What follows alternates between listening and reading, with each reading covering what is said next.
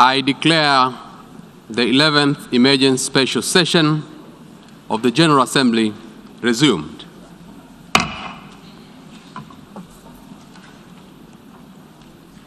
Before proceeding further, I would like to remind members that due to temporary closure of the east side emergency doors, in the event of a fire or an emergency which requires an evacuation, please use the west side emergency doors and the stairway next to the elevator banks. Those in the third and the fourth balconies, please use the stairway next to the elevator banks. Members will recall that in paragraph 14 of its resolution ES-11/2 of 24th March 2022, the Assembly decided, and I quote, to adjourn the 11th Emergency Special Session of the General Assembly temporarily and to authorize the President of the General Assembly to resume its meetings upon request from the Member States, end of quote.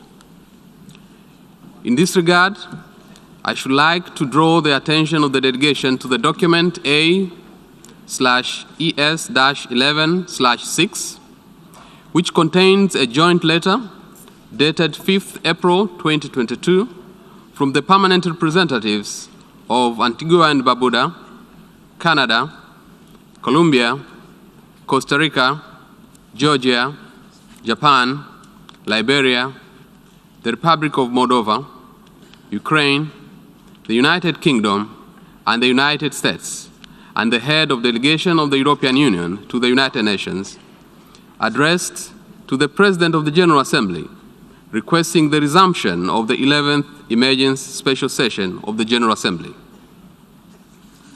I intend to conduct the proceedings of this meeting in accordance with the rules of the procedure of the General Assembly and the past practices of its emergency special sessions. The Assembly will now resume its consideration of Agenda Item 5, entitled Letter dated 28 February 2014 from the Permanent Representative of Ukraine to the United Nations, addressed to the President of the Security Council, document S/2014/136, to take action on the draft resolution issued as a document A/ES-11/L4. I now give the floor to the distinguished representative of Ukraine to introduce draft resolution A/ES-11/L4.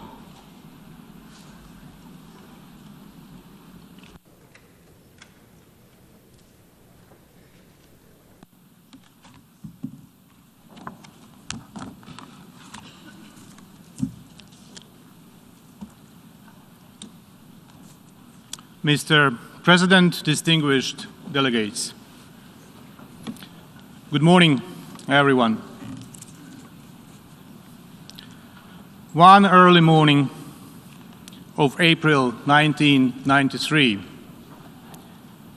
delegates to the United Nations had coffee, kissed their loved ones, and went to the quiet and comfortable United Nations headquarters to do business as usual. Perhaps as many of us have done this very morning. The same morning in early April 1993, Boutros Boutros-Ghali sent a special rapporteur to report on extrajudicial summary arbitrary executions in Rwanda. He reported a more robust United Nations response was needed. Critically, it found that the abuses could be precursors to genocide in 1993. Unfortunately, that was largely ignored by overstretched Secretariat of the United Nations. In early April, once again in April, in 1994, in the comfort of the United Nations headquarters, the Security Council received letters in which the Rwandan Patriotic Front reminded member states that, I quote, "When the institution of the United Nations was created after the Second World War, one of its fundamental objectives was to see to it that what happened to the Jews in Nazi Germany would never happen again." End of quote. In 1994, Rwanda itself was a non-permanent member of the Security Council. This allowed the genocidal regime to influence other members of the Council with its view of the situation. As Russia's presence today in the Security Council allows her to spread lies almost daily. In April, again in April, this time 2006, in the docks of New York by the Hudson River, an ocean-sized, state-of-the-art liner was launched. This magnificent liner was then docked on the shores of Lake Geneva. Beautiful as it is, far from being an ocean. We named this liner the Human Rights Council. The adoption of Resolution 60/251 was a culmination of 5 months of consultations and negotiations facilitated by President of the Assembly, Jan Eliasson, and Ambassador Arias of Panama and Ambassador Kumalo of South Africa. Let me remind you the words of Mr. Jan Eliasson, the President of the 60th session of the UN General Assembly, before the adoption of the resolution. He said, and I quote, we have now reached a decisive moment, both for the promotion and protection of human rights and for effective multilateralism and the standing of the United Nations as a whole. As our leaders acknowledged in September 2005, the 3 pillars of the United Nations, development, peace and security, and human rights, are interlinked and mutually reinforcing. End of quote. Now the world has come to a crucial juncture. We witness that our liner is going through treacherous fogs towards deadly icebergs. It might seem that we should have named it the Titanic instead of the Human Rights Council. If not, we need to take an action today to save the Council from sinking. The composition of the Human Rights Council is as diverse as the world map, as this Assembly is. But this Council, unlike the Assembly, has been established for a specific purpose to promote and protect human rights around the world. And we are in a unique situation now when on the territory of another sovereign state, a member of the Human Rights Council commits horrific human rights violations and abuses that could be equated to war crimes and crimes against humanity. Bucha and dozens of other Ukrainian cities and villages where thousands of peaceful residents have been killed, tortured, raped, abducted, and robbed by the Russian army serve as an example of how dramatically far the Russian Federation has gone from its initial declarations in the human rights domain. That is why this case is unique, and today's response is obvious and self-explanatory. Let me offer you another quote. Our topmost priority is to ensure all human rights and freedoms in their entirety, including political and civil rights, and decent socio-economic and environmental living standards. I believe that these questions are not an internal matter of states, but rather their obligations under the UN Charter, the international covenants and conventions. We want to see this approach become a universal norm. End of quote. It is hard to believe that the above quotation belongs to the President of the Russian Federation.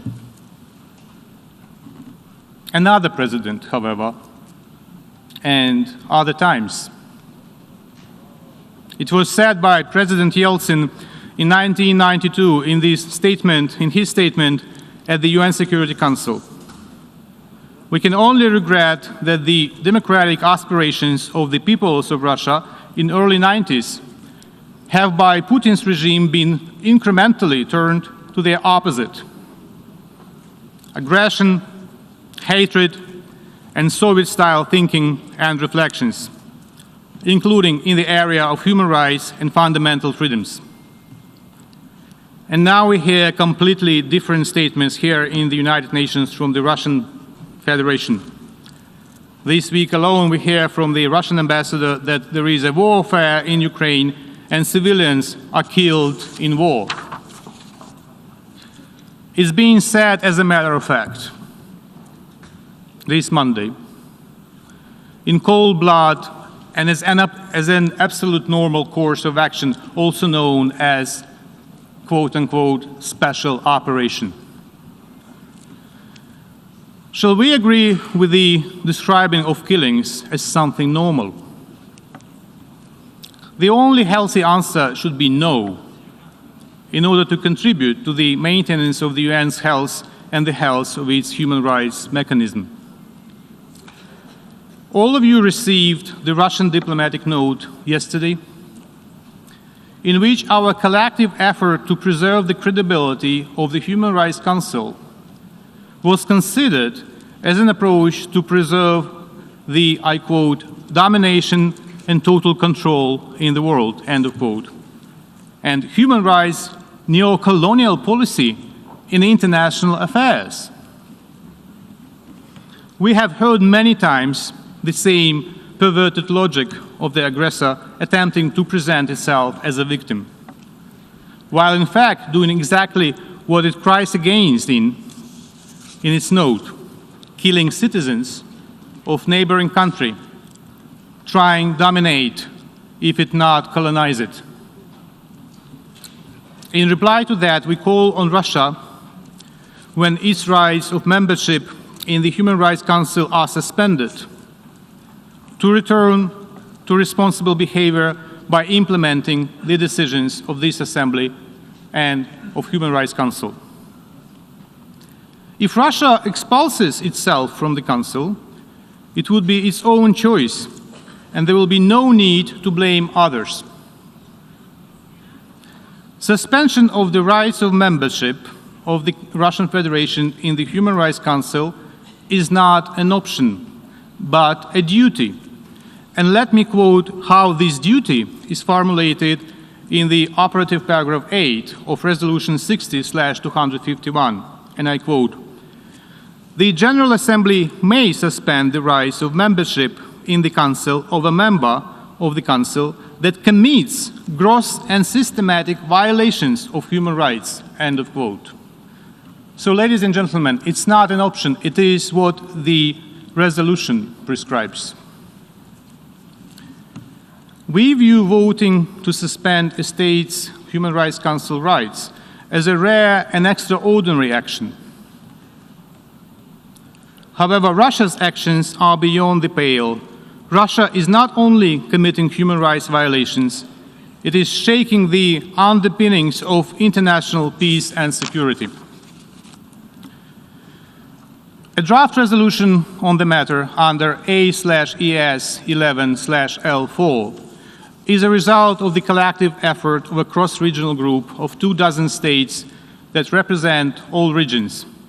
It has been co-sponsored so far by more than 50 UN member states. I call upon all responsible member states to support the draft. Let me now once again refer to the commemoration of one of the darkest pages in recent history, the 1994 genocide against the Tutsi in Rwanda. On this day of grievances and bearing its own tragedy of thousands of Ukrainians killed by the Russian invaders, Ukraine stands together with Rwanda and calls to reaffirm our pledge to never forget and to never allow the recurrence of genocide, which was a result of the international community's indifference. To those of you who, for this or another reason, opts today to keep being a bystander, to abstain, let me quote Elie Wiesel addressing President Clinton in 1999, talking about the perils of indifference. Indifference elicits no response. Indifference is not a response. Indifference is not a beginning, it is an end. And therefore, indifference is always the friend of the enemy, for it benefits the aggressor, never his victim, whose pain is magnified when he or she feels forgotten. The political prisoner in his cell, the hungry children, the homeless refugees, not to respond to their plight, not to relieve their solitude by offering them a spark of hope, is to exile them from human memory. And in denying their humanity, we betray our own. End of quote. The genocide in Rwanda was largely due to the indifference of the world's community. When the UN did not respond to warnings in the UN Security Council and in General Assembly a year before the tragedy that we commemorate exactly on this day, on the 7th of April. Today, in the case of Ukraine, it's not even a year, because the tragedy is unfolding right now before our eyes. In a couple of minutes, you will have a chance to prove that you are not an indifferent bystander. All you need to do is to press the yes button and to save the Human Rights Council and many lives around the world and in Ukraine. On the other hand, pressing no means pulling a trigger and means a red dot on the screen. Red as the blood of the innocent lives lost. And this image of the red bloody dots on this screen will stay with you and all of us as long as memory does not fail us. Think about it. Thank you.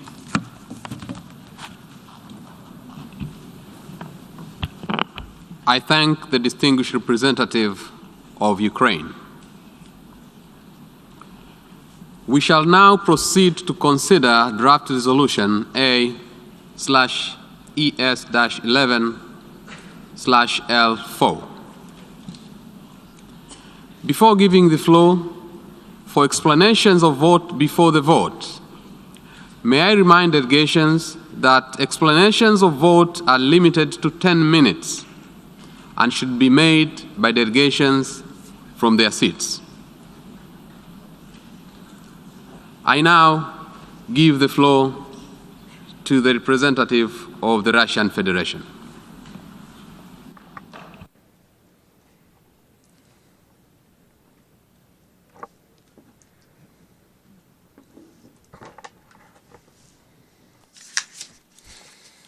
Благодарю вас, господин председатель. Thank you, Mr. President. Сейчас не время и не место для Today is театрального not the пафоса time or и the place for патетики в theatrics стиле представителей Украины.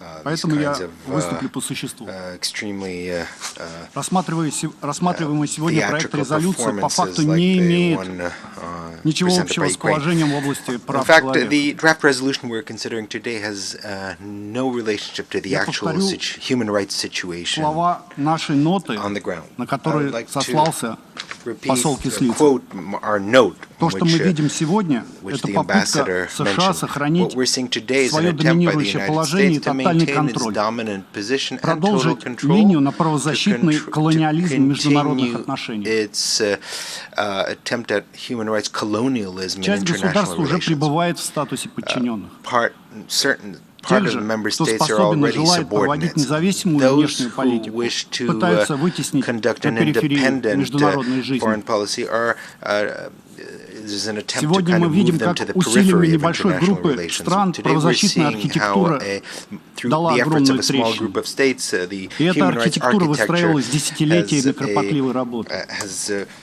There's a Напомню, crack that's официальный appeared in представитель that Генсекретаря architecture, ООН and it охарактеризовал was decades возможное in the making. исключение And the России из состава СПЧ Secretary General как опасный прецедент.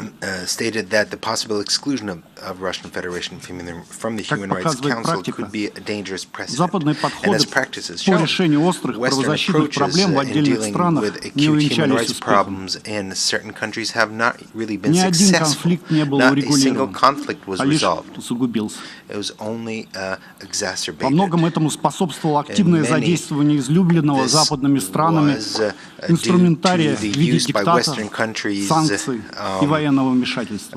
the use of sanctions. Россия же на протяжении всего своего членства в Комиссии и в Совете по правам человека, в Совете ООН по правам человека последовательно отстаивала принцип равноправного и взаимоуважительного сотрудничества государств в качестве главной основы функционирования правозащитной системы. Нашим приоритетом всегда было укрепление конструктивного диалога, вовлечение всех заинтересованных сторон в процесс коллективной выработки и принятия решений в области поощрения и защиты прав человека. Мы отвергаем лживые инсинуации в наш адрес на основе сфабрикованных материалов, постановочных кадров и тиражируемых фейков. Господин председатель, учитывая вышеизложенное, мы ставим проект резолюции на голосование и призываем всех присутствующих еще раз внимательным образом обдумать свое решение и проголосовать против попытки западных стран и их союзников разрушить существующую правозащитную архитектуру. Я благодарю вас.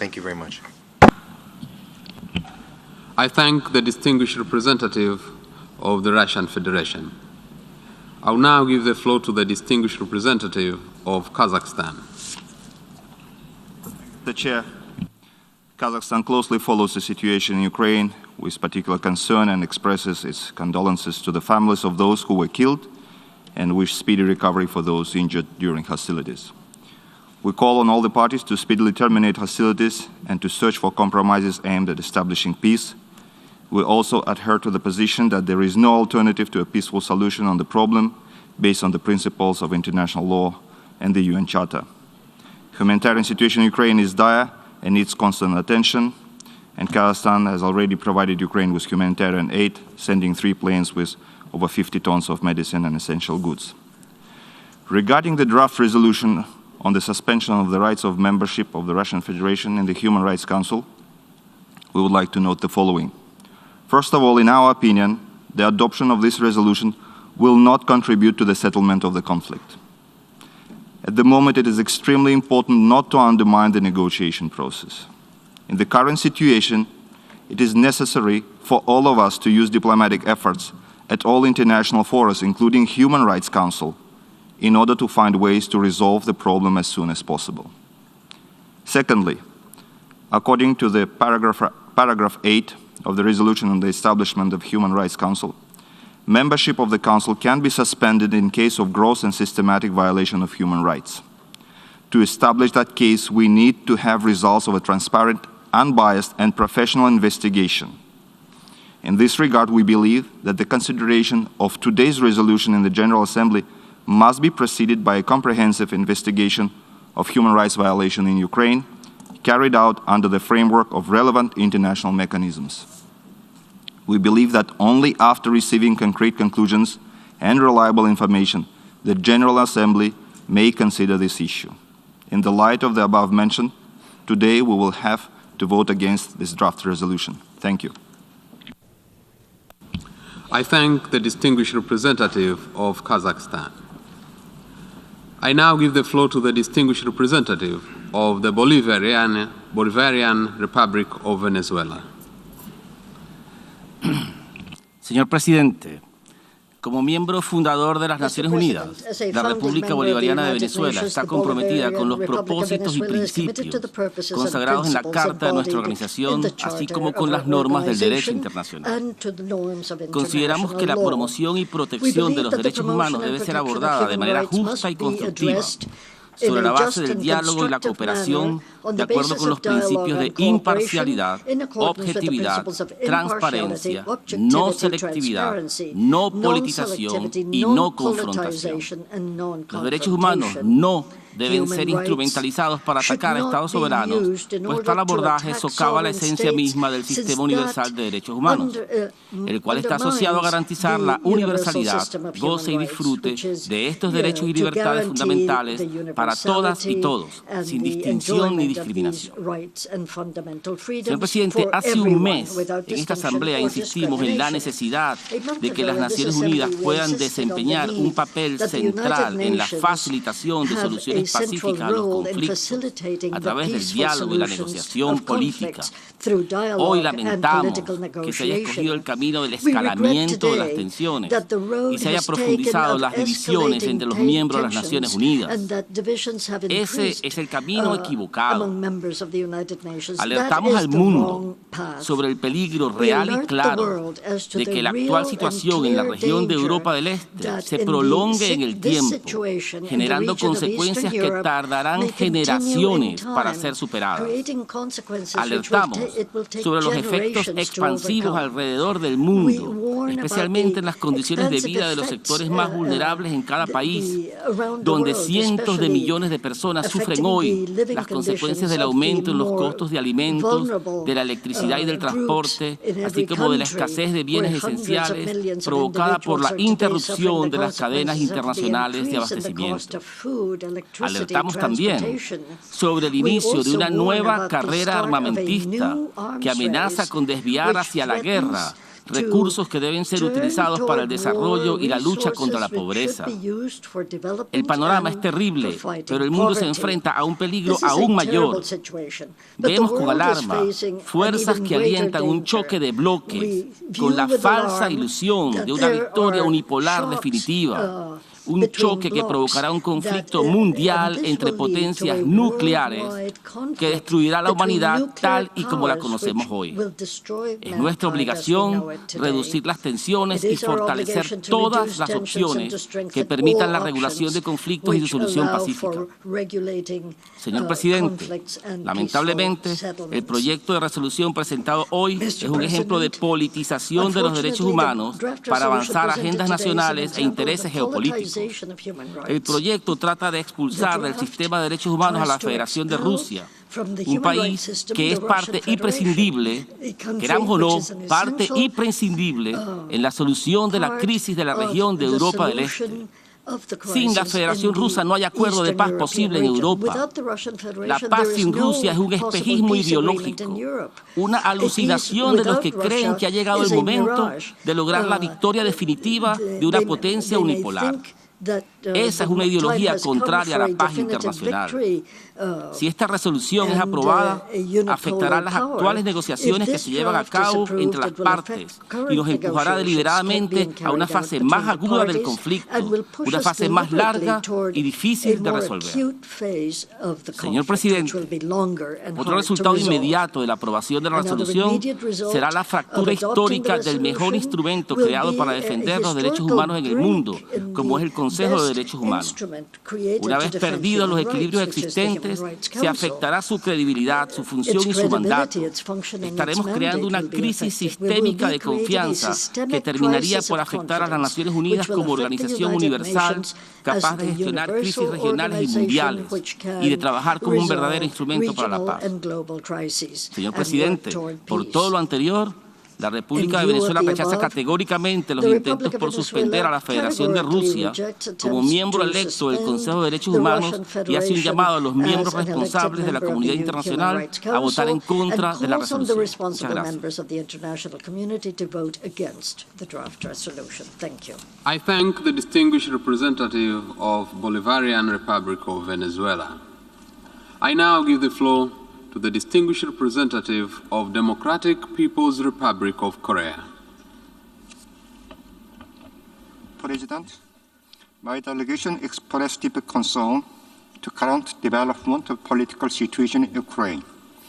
Also, we are very concerned that some countries continue to push confrontation and distrust among member states instead of giving priority to ease tension and seek political and peaceful solution to resolve current crisis in Ukraine. We reject any politically motivated initiative, lack of objectivity, impartiality, and transparency. The alleged accusation of the cruel atrocity against the civil population in Ukraine, including a relevant report and images of the civilian deaths in Bucha, have not surely verified and proved based on the real fact and objective evidence. Prior to considering the draft resolution before us, the independent investigation must be made, and for this, sufficient time and efforts are required. However, some member states are acting and moving very recklessly for their political goals by submitting such draft resolution. Such political and unilateral action do not help to solve the problem at all. We take note of the efforts of the Russian Federation to address the humanitarian situation in and around Ukraine. Draft resolution is nothing but another example of the product of the political confrontation aiming at tarnishing one member state at the UN stage. For this reason, my delegation against draft resolutions contain document A/ES-11/L4. I thank you, President. I thank the distinguished representative of Democratic People's Republic of Korea. I now give the floor to the distinguished representative of the Islamic Republic of Iran.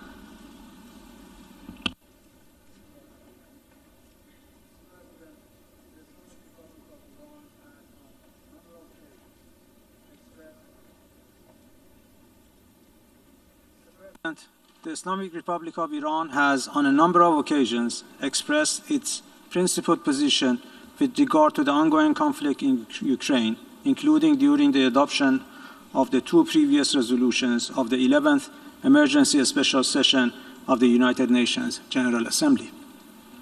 My delegation would like to underline once again the need for peaceful settlement of disputes in accordance with international law and for the full respect by all parties for the well-established provisions of the United Nations Charter and international law, including international humanitarian law.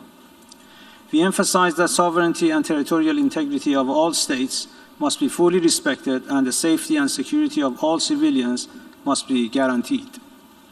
Iran remains deeply concerned about the continuous deterioration of the humanitarian situation in and around Ukraine, which has sparked significant alarm in the international community. We call for an immediate cessation of hostilities and emphasize the importance of complying with international humanitarian law by all parties. We repeat our call for unimpeded humanitarian access to all areas of the armed conflict in Ukraine.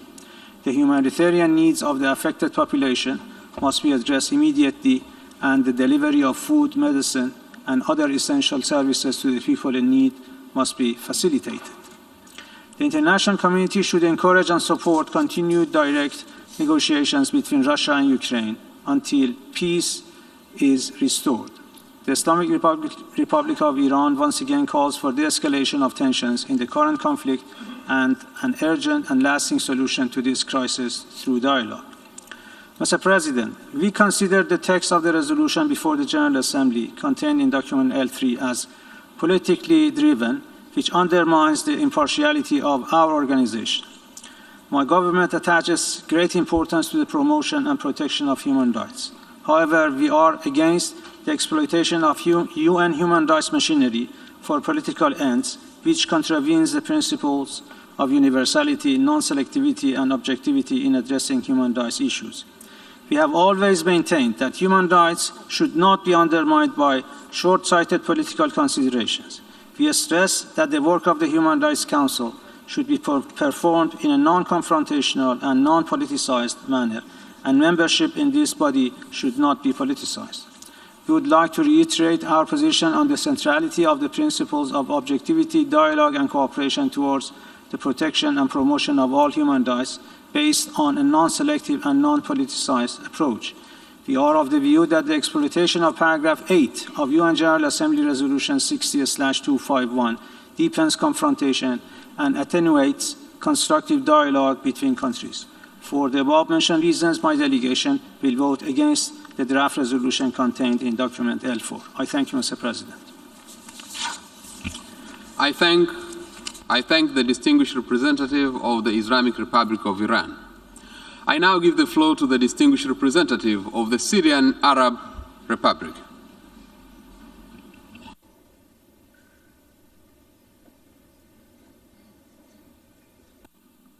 شكرا سيد الرئيس. سيد الرئيس، مجددا يشهد هذا المنبر الدولي الهام استغلالا لمسائل حقوق الإنسان لخدمة المصالح السياسية الضيقة لبعض الدول وخلق حالة من الاستقطاب والتسييس باستهداف الاتحاد الروسي بذريعة التعامل مع الأوضاع الإنسانية في أوكرانيا. وفدي يؤكد الحرص على ضمان احترام حقوق الإنسان وأهمية تقديم المساعدة الإنسانية الضرورية لجميع مناطق الأزمات، لكنه في الوقت نفسه يرفض أي تسييس للمسائل الإنسانية ويشدد على أهمية اعتماد مبادئ الحياد والموضوعية وعدم التمييز في قضايا حقوق الإنسان. سيد الرئيس، إن هذا التحرك الغربي المنسق للتشهير بالاتحاد الروسي لا علاقة له بحقوق الإنسان في أوكرانيا أو في أي مكان آخر، وإنما يندرج في إطار سعي دول غربية لفرض هيمنتها وسيطرتها على العالم، وذلك من خلال محاصرة روسيا ومعاقبتها على سياساتها الخارجية المستقلة. فعندما دمرت الولايات المتحدة الأمريكية وحلفائها مدينة الرقة السورية وقتلت الآلاف من الأبرياء فيها، لم نرى هذا الحشد السياسي والإعلامي الدولي لفضح منتهكي حقوق الإنسان. إن قرار الجمعية العامة رقم 60/251 المنشئ لمجلس حقوق الإنسان أكد على أن جميع حقوق الإنسان عالمية وغير قابلة للتجزئة ومترابطة ومتشابكة، وأنه يتعين معاملة جميع حقوق الإنسان معاملة منصفة وعادلة وعلى قدم المساواة وبالقدر نفسه من الاهتمام. إلا أن الممارسة العملية التي شهدناها منذ إنشاء هذا المجلس وحتى الآن تثبت تبني بعض الدول الغربية للتسييس والانتقائية والمعايير المزدوجة في التعامل مع قضايا حقوق الإنسان، إذ تركز على حالات دول بعينها بما يخدم أغراضها السياسية، وفي نفس الوقت تغض الطرف عن حالات أخرى تم فيها ارتكاب انتهاكات جسيمة وممنهجة لحقوق الإنسان على مرأى ومسمع العالم أجمع. وما يتعرض له الشعب الفلسطيني على مدى عقود على يد قوات الاحتلال الإسرائيلية أوضح دليل على ذلك.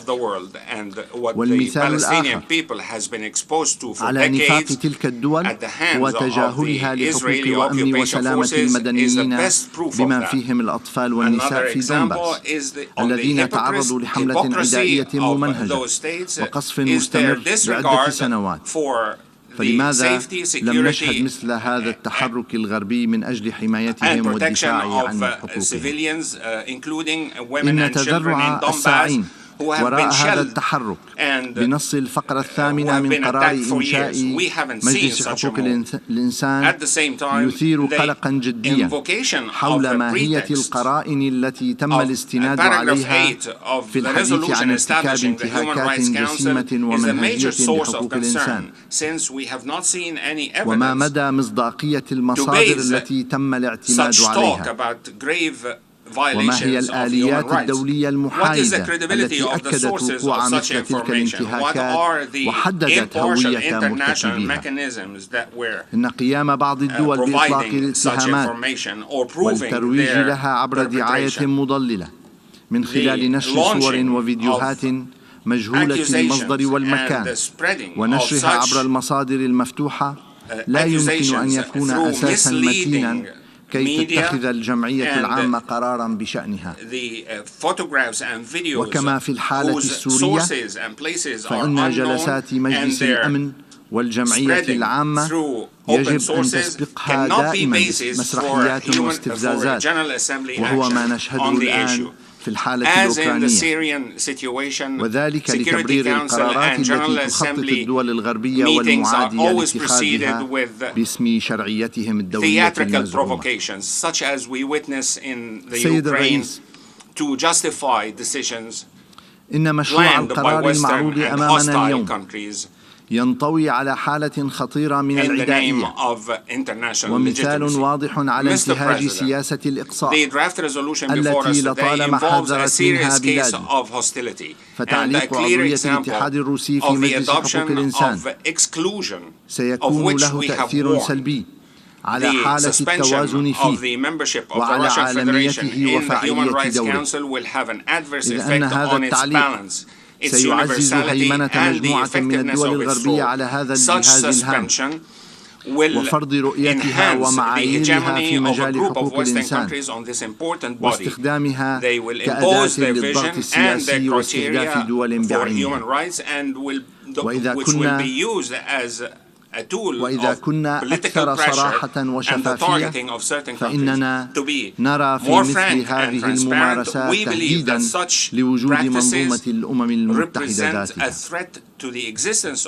بناء عليه وانطلاقا من موقفه الثابت والراسخ في رفض جميع محاولات تسييس حقوق الإنسان والتلاعب بها، سيصوت وفدي ضد مشروع القرار قيد النظر ويحث الوفود الأخرى على التنبه لمخاطر الانجرار وراء مساعي الصدام والعزل والاستعداء، ويدعو إلى رفض سياسة المعايير المزدوجة والنأي بمواضيع حقوق الإنسان عن أي اعتبارات سياسية. وإذا أراد الدول استمرار وبقاء الأمم المتحدة فعلينا جميعا أن نقول لا لمثل هذه القرارات. شكرا السيد الرئيس. I thank the distinguished representative of the Syrian Arab Republic. I now give the floor to the distinguished representative of Cuba. Señor Presidente, Cuba ha abogado y trabajado siempre por un Consejo de Derechos Humanos capaz de enfrentar los complejos retos que tiene la comunidad internacional en esta materia, de los que ningún país está exento. Defendemos la objetividad, imparcialidad y transparencia en las labores de ese órgano y que sus procedimientos y mecanismos trabajen sobre la base de información veraz y contrastada. El uso de la cláusula de suspensión de la membresía del Consejo en modo alguno favorecerá la búsqueda de una solución pacífica, negociada y duradera al conflicto en Ucrania, y mucho menos ayudará a fomentar el clima de cooperación, diálogo y entendimiento que debe primar al abordarse la cuestión de los derechos humanos. Es irrespetuoso, además, que a tan solo unos días de concluir un periodo ordinario de sesiones del Consejo de Derechos Humanos, ni siquiera se le haya dado la oportunidad a ese órgano de pronunciarse al respecto. Señor Presidente, desde que se inició el proceso de negociaciones sobre la construcción del nuevo Consejo que sucedería a la Comisión de Derechos Humanos, Cuba se opuso a la cláusula de suspensión de la membresía debido al serio riesgo de que la misma fuese utilizada por determinados países que privilegian el doble rasero, la selectividad y la politización de los temas de derechos humanos. Esa cláusula puede ser activada con el apoyo de apenas 2/3 de los presentes y votantes. Por tanto, las abstenciones no cuentan y ni siquiera se establece un mínimo requerido de votos para que se apruebe la suspensión. Para ser electo miembro del Consejo de Derechos Humanos, un país necesita obtener como mínimo en votación secreta el apoyo de la mayoría de los miembros de la ONU, es decir, al menos 97 votos. De tal manera, los derechos de un miembro del Consejo pueden ser suspendidos por la voluntad de un número de estados menor de los que decidieron elegirlo y otorgarle esos derechos. La Federación de Rusia, que fue electa como miembro del Consejo de Derechos Humanos en el año 2020 con 158 votos, hoy pudiera ser suspendida con una cantidad inferior. Ese mecanismo de suspensión, que no tiene paralelo en ningún otro órgano de las Naciones Unidas, puede ser fácilmente utilizado de manera selectiva. Hoy es Rusia, pero mañana puede ser cualquiera de nuestros países, particularmente naciones del sur, que no se pliegan a los intereses de dominación y que defienden con firmeza su independencia. No fue casualidad que los más entusiastas promotores de la cláusula de suspensión de la membresía, cuando se negociaba la construcción del nuevo Consejo de Derechos Humanos, fueron naciones desarrolladas con demostrada tendencia a acusar a países del sur que no se ajustan a sus supuestos modelos de democracia, mientras permanecen en silencio cómplice ante flagrantes violaciones de derechos humanos en países occidentales. Por supuesto, no todos en esta sala comparten nuestras preocupaciones sobre el mecanismo de suspensión, pues saben que las víctimas de su uso selectivo siempre serán otros. ¿Podría esta Asamblea aprobar algún día una resolución suspendiendo la membresía de Estados Unidos en el Consejo de Derechos Humanos, por poner solo un ejemplo?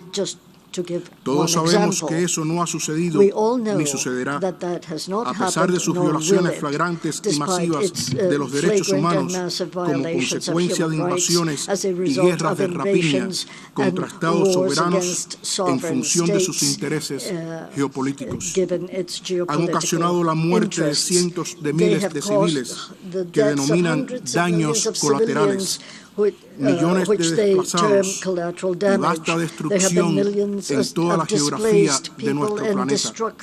Pero esta Asamblea jamás ha suspendido ninguno de sus derechos. También sabemos todos que no se aplicará la cláusula de suspensión contra el Estado que ha impuesto contra Cuba por más de 60 años un criminal bloqueo económico, comercial y financiero que constituye sin dudas la más prolongada, flagrante, masiva y sistemática violación de los derechos humanos de todo un pueblo y un verdadero acto de genocidio contra todo un país. Resulta cuando menos irónico observar que el país que se opuso al establecimiento del Consejo de Derechos Humanos y solicitó en esta misma sala el voto en contra de la resolución que lo creó es el mismo que ha activado a su conveniencia ahora, como lo hizo en 2011, una de las cláusulas más controversiales de ese foro. Señor presidente, Cuba será consecuente con las reservas que realizó respecto al mecanismo de suspensión de la membresía al adoptarse en el año 2006 la resolución 60/251 que estableció el Consejo de Derechos Humanos y la 65/265 de 2011 sobre la suspensión de derechos de Libia. La aprobación del proyecto de resolución que hoy consideramos sentará un peligroso precedente adicional, en particular para el sur. No les basta con imponer resoluciones contra países y mandatos selectivos. Ahora se proponen dar un nuevo paso de avance en la legitimación de la selectividad y la conformación de un Consejo de Derechos Humanos cada vez más al servicio de determinados países, como lo estuvo en su momento la extinta y desacreditada Comisión de Derechos Humanos. Por las razones expuestas, la delegación cubana votará en contra del proyecto de resolución contenido en el documento L4. Gracias. I thank the distinguished representative of Cuba. I now give the floor to the distinguished representative of Senegal.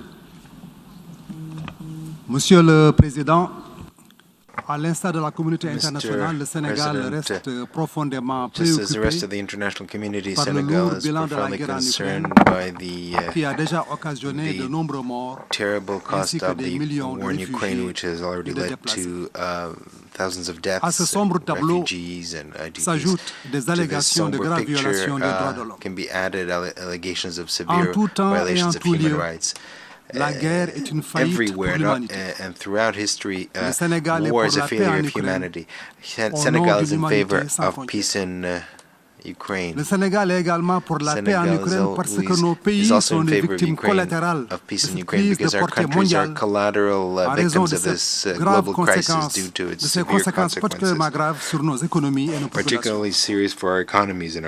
Le Sénégal est pour la désescalade, pour l'arrêt immédiat des hostilités en Ukraine et la poursuite des négociations en vue de parvenir à une solution pacifique et durable de la crise. C'est le sens du communiqué publié le 24 février 2022 par son Excellence Monsieur le Président Macky Sall en sa qualité de président en exercice de l'Union africaine, de concert avec le président de la Commission de l'UA,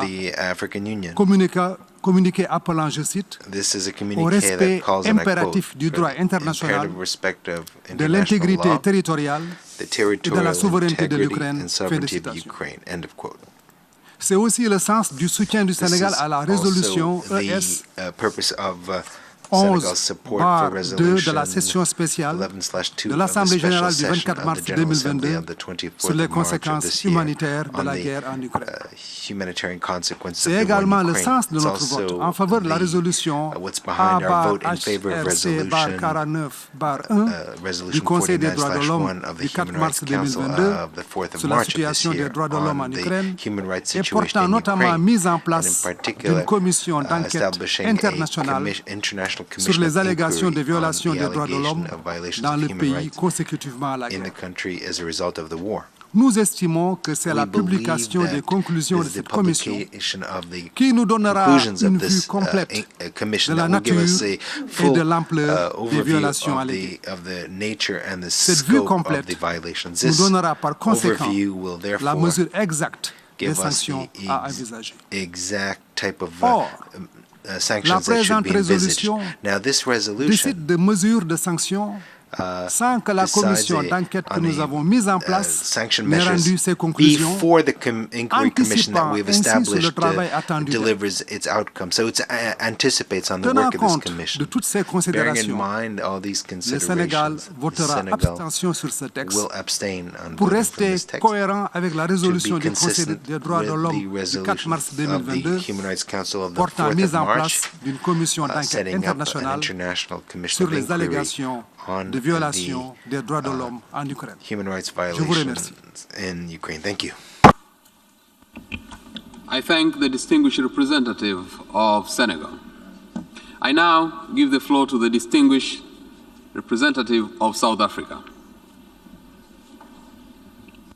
Mr. President, South Africa is deeply concerned about the continuing conflict in Ukraine, the loss of lives, and the deteriorating humanitarian situation.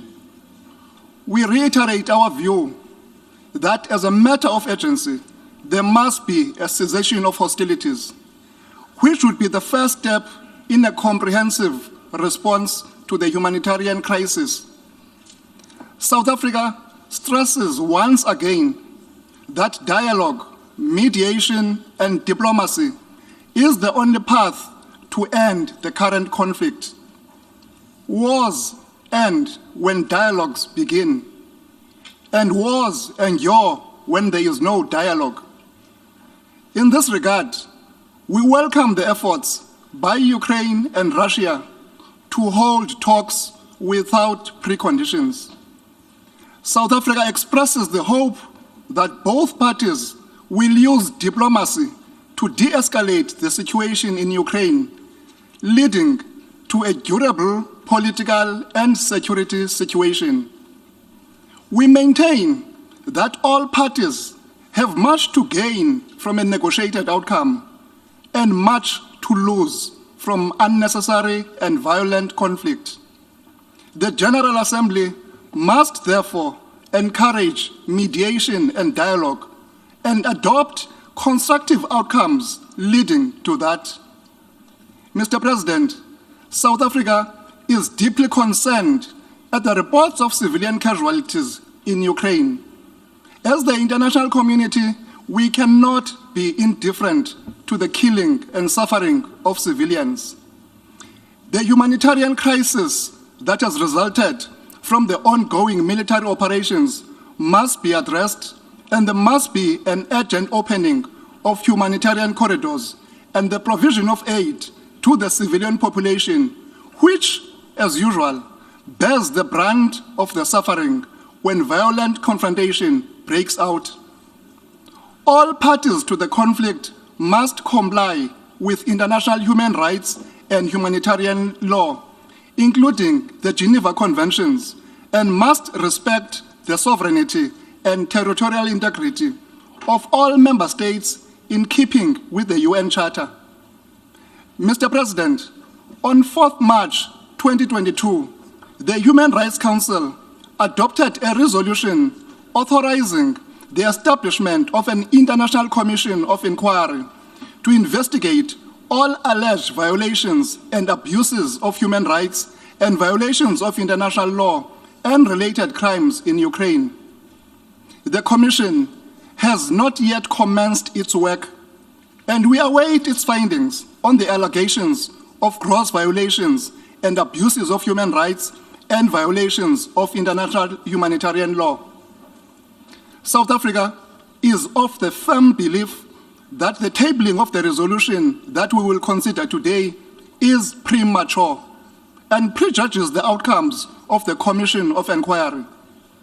We must allow the Commission to urgently undertake its mandate and report to the Human Rights Council and the General Assembly on its outcomes. It is also imperative that all parties to the conflict must allow the Commission to perform its duties without any hindrance and interference. Mr. President, we recall Resolution 60251, which is the basis of the resolution before us and which established the Human Rights Council, also recognizes, inter alia, I quote, the importance of ensuring universality, objectivity, and non-selectivity in the consideration of human rights issues, and the elimination of double standards and politicization, close quote. Unfortunately, the resolution that we are considering today will further divide and polarize the matter and the General Assembly itself without following due process. South Africa maintains that in considering the suspension of a member of the Human Rights Council, we must be consistent and not selective, as this would undermine the credibility of the General Assembly and the Human Rights Council. For these reasons, South Africa will abstain on the resolution. I thank you, Mr. President. I thank the distinguished representative of South Africa. I now give the floor to the distinguished representative of Egypt. سيد الرئيس Mr. President, مصر لا تنظر إلى مشروع القرار المطروح does not view the draft resolution before us as a resolution related to the situation in the Ukraine, the principle of non-use of force in relations amongst nations. We rather are concerned of the functions and mandates of United Nations bodies. Our principal position rejects the current tendency since it undermines the purposes for which the organization, its bodies and agencies were established, as well as its credibility and multilateral work. Egypt considers that what we are doing today in considering the draft resolution represents a serious crossroads for the United Nations in its entire existence. The organization's respect for its charter, its rules of procedure, and its methods of work led the international community to rely on it in all international issues based on rules and regulations that are applied in the conduct of international relations with a view to preserving international peace and security that are in danger at this moment. The current draft resolution undermines the methods of work of the organization that have enjoyed the trust of the international community and threatens to undermine the credibility of the United Nations and its organizations, leading to further negative repercussions on the organization's ability to fulfill its role in accordance with its charter and as it has done for 75 years. Egypt does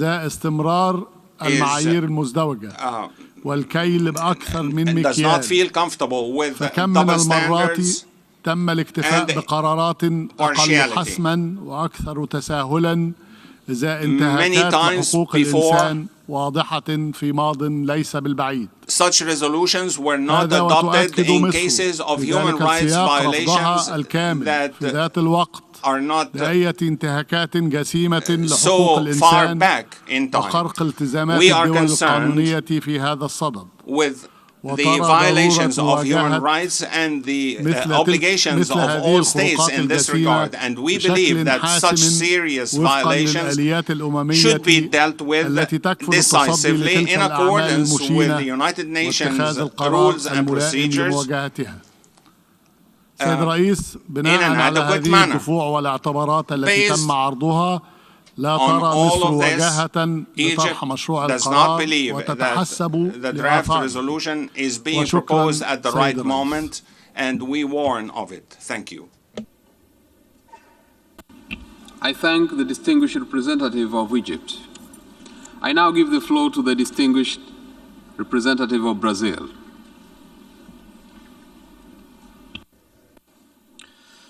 Mr. President, distinguished delegates, we are deeply concerned about allegations of gross violations of human rights and humanitarian law in Ukraine, including recent reports coming from the region of Bucha. The images of extreme violence against civilians and the high number of deaths, many of them with signs of torture and ill treatment, are profoundly disturbing. Our deep sympathy goes to all victims and their families. The Human Rights Council created last month a commission of inquiry with a mandate to establish the facts and circumstances that may amount to violations and abuses of human rights and of humanitarian law in Ukraine. We call on all parties to cooperate with the Commission so that it can fulfill its mandate and provide us with an unbiased and precise information on the situation on the ground. Brazil has decided to abstain in today's vote as it believes the Commission of Inquiry should be allowed to complete its independent investigation so that responsibilities can be ascertained.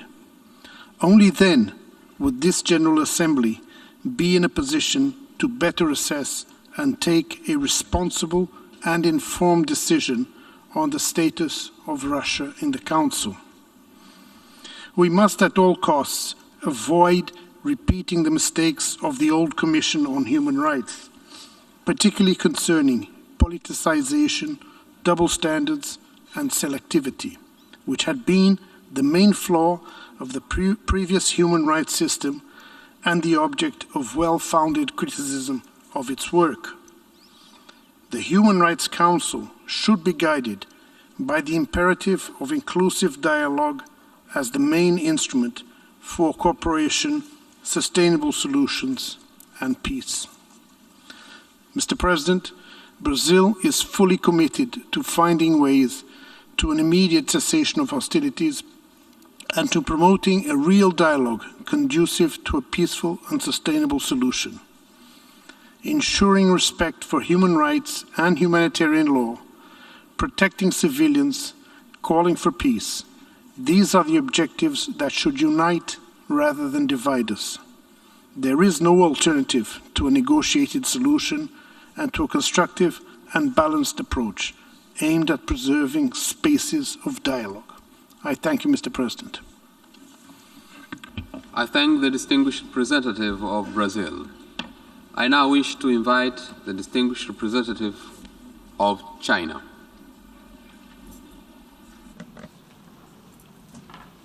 Thank you, Mr. President. 主席先生， Mr. President. 在乌克兰问题上，中方始终主张，包括乌克兰在内的各国主权和领土完整都应得到尊重。联合国宪章宗旨和原则都应得到遵守。各国合理安全关切都应得到重视。一切有利于和平解决危机的努力都应得到支持。推动早日停火止战是国际社会的迫切期待，也是中方的努力方向。中方支持一切有利于缓解乌克兰人道危机的倡议和举措，呼吁当事方尊重国际人道法，采取切实行动，保护平民安全，保障妇女、儿童等弱势群体的基本权利和人道需求。有关布恰镇平民死亡的报道和画面令人不安。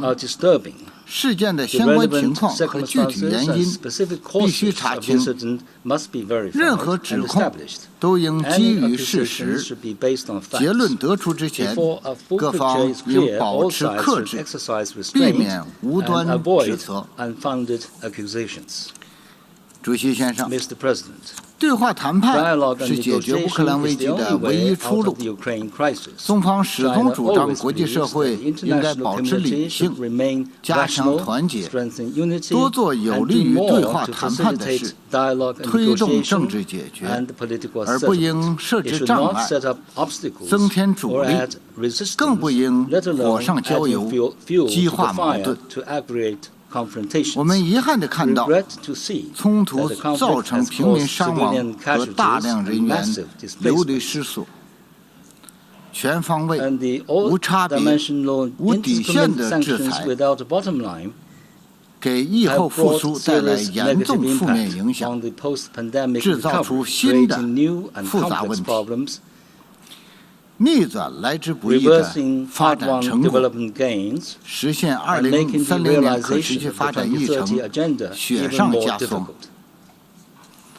各国，尤其是发展中国家民众，不得不承受飞涨的物价、油价、粮价等等。疫情之下的生活更加艰难，妇女、儿童的权益更难得到保障。发展中国家不是冲突当事方，却被卷入地缘政治竞争和大国博弈，这是不公平的。个别国家一边声称主张和平，一边热衷制造集团对抗，包括在亚太地区挑起紧张局势。这种自相矛盾、言行不一的做法非常危险，令人担忧，应该坚决抵制。主席先生，中方一贯主张在平等和相互尊重基础上，通过建设性对话与合作，促进和保障人权。同时，我们坚决反对将人权问题政治化、工具化，反对在人权问题上搞选择性、双重标准和对抗做法，反对借人权问题对别国施压。这也是关于设立人权理事会的联大第60251号决议的重要内容。摆在我们面前的这份决议草案，将剥夺一国在人权理事会的合法会员资格。对如此重大的事项，必须极为慎重，基于事实和真理，冷静、客观、理性的处理。然而，这份决议草案起草过程不公开、不透明，也没有按照惯例举行全体会员国磋商，广泛听取意见。在此情况下，急于在联大采取行动，逼迫各国选边站队，将加剧会员国分裂，激化当事方矛盾，火上浇油，不利于冲突的降级，更不利于推进和平谈判。用这样的方式处理人权理事会成员资格问题，将创造新的危险先例，进一步加剧人权领域的对抗，对联合国治理体系产生更大冲击，造成严重后果。基于上述，中方将对决议草案投反对票。中方呼吁各方相向而行，共同努力，为和平创造机会，为谈判开辟前景。中方将继续本着客观公正的立场，为此发挥负责任、建设性的作用。谢谢你，主席先生。I thank the distinguished representative of China. I now give the floor to the distinguished representative of Mexico.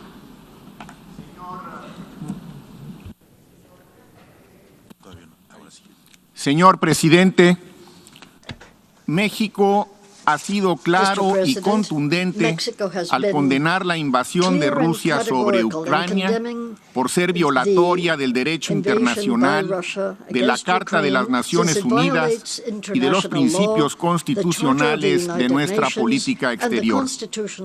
También hemos condenado los ataques contra la población civil y su infraestructura.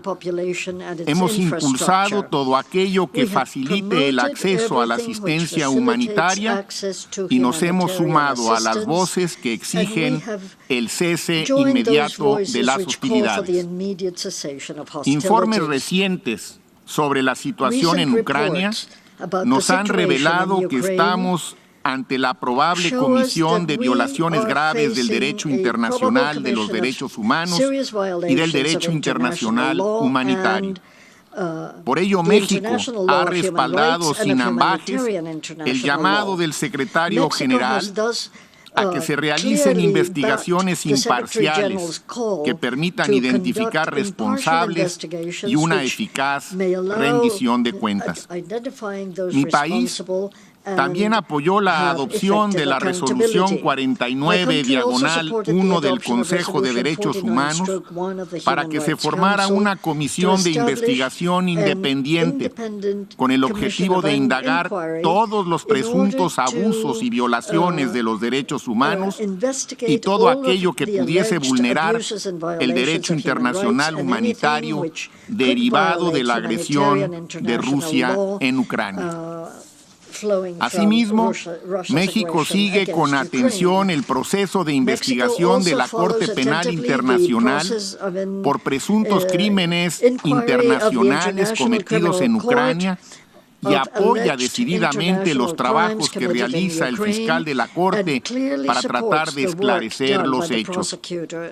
Estamos atentos al desarrollo del caso presentado ante la Corte Internacional de Justicia y reiteramos su llamado a cumplir con la reciente orden de medidas provisionales para un cese inmediato de las hostilidades. Se trata, pues, de procesos judiciales y casi judiciales que están en curso, pero que todavía no han calificado jurídicamente las situaciones que tienen bajo examen. Debemos ser consistentes, apoyarlos hasta sus últimas consecuencias y examinar con rigor sus conclusiones. La permanencia o no de Rusia en el Consejo de Derechos Humanos no constituye un factor que la exima o que le imponga obligaciones bajo el derecho internacional. El punto central debe ser llevar ante la justicia a quienes resulten responsables, no suspender a un Estado de su pertenencia a un órgano subsidiario de esta Asamblea, ante el cual todos los Estados miembros, sin excepción, debemos rendir cuentas bajo las mismas reglas y conforme a los mismos criterios.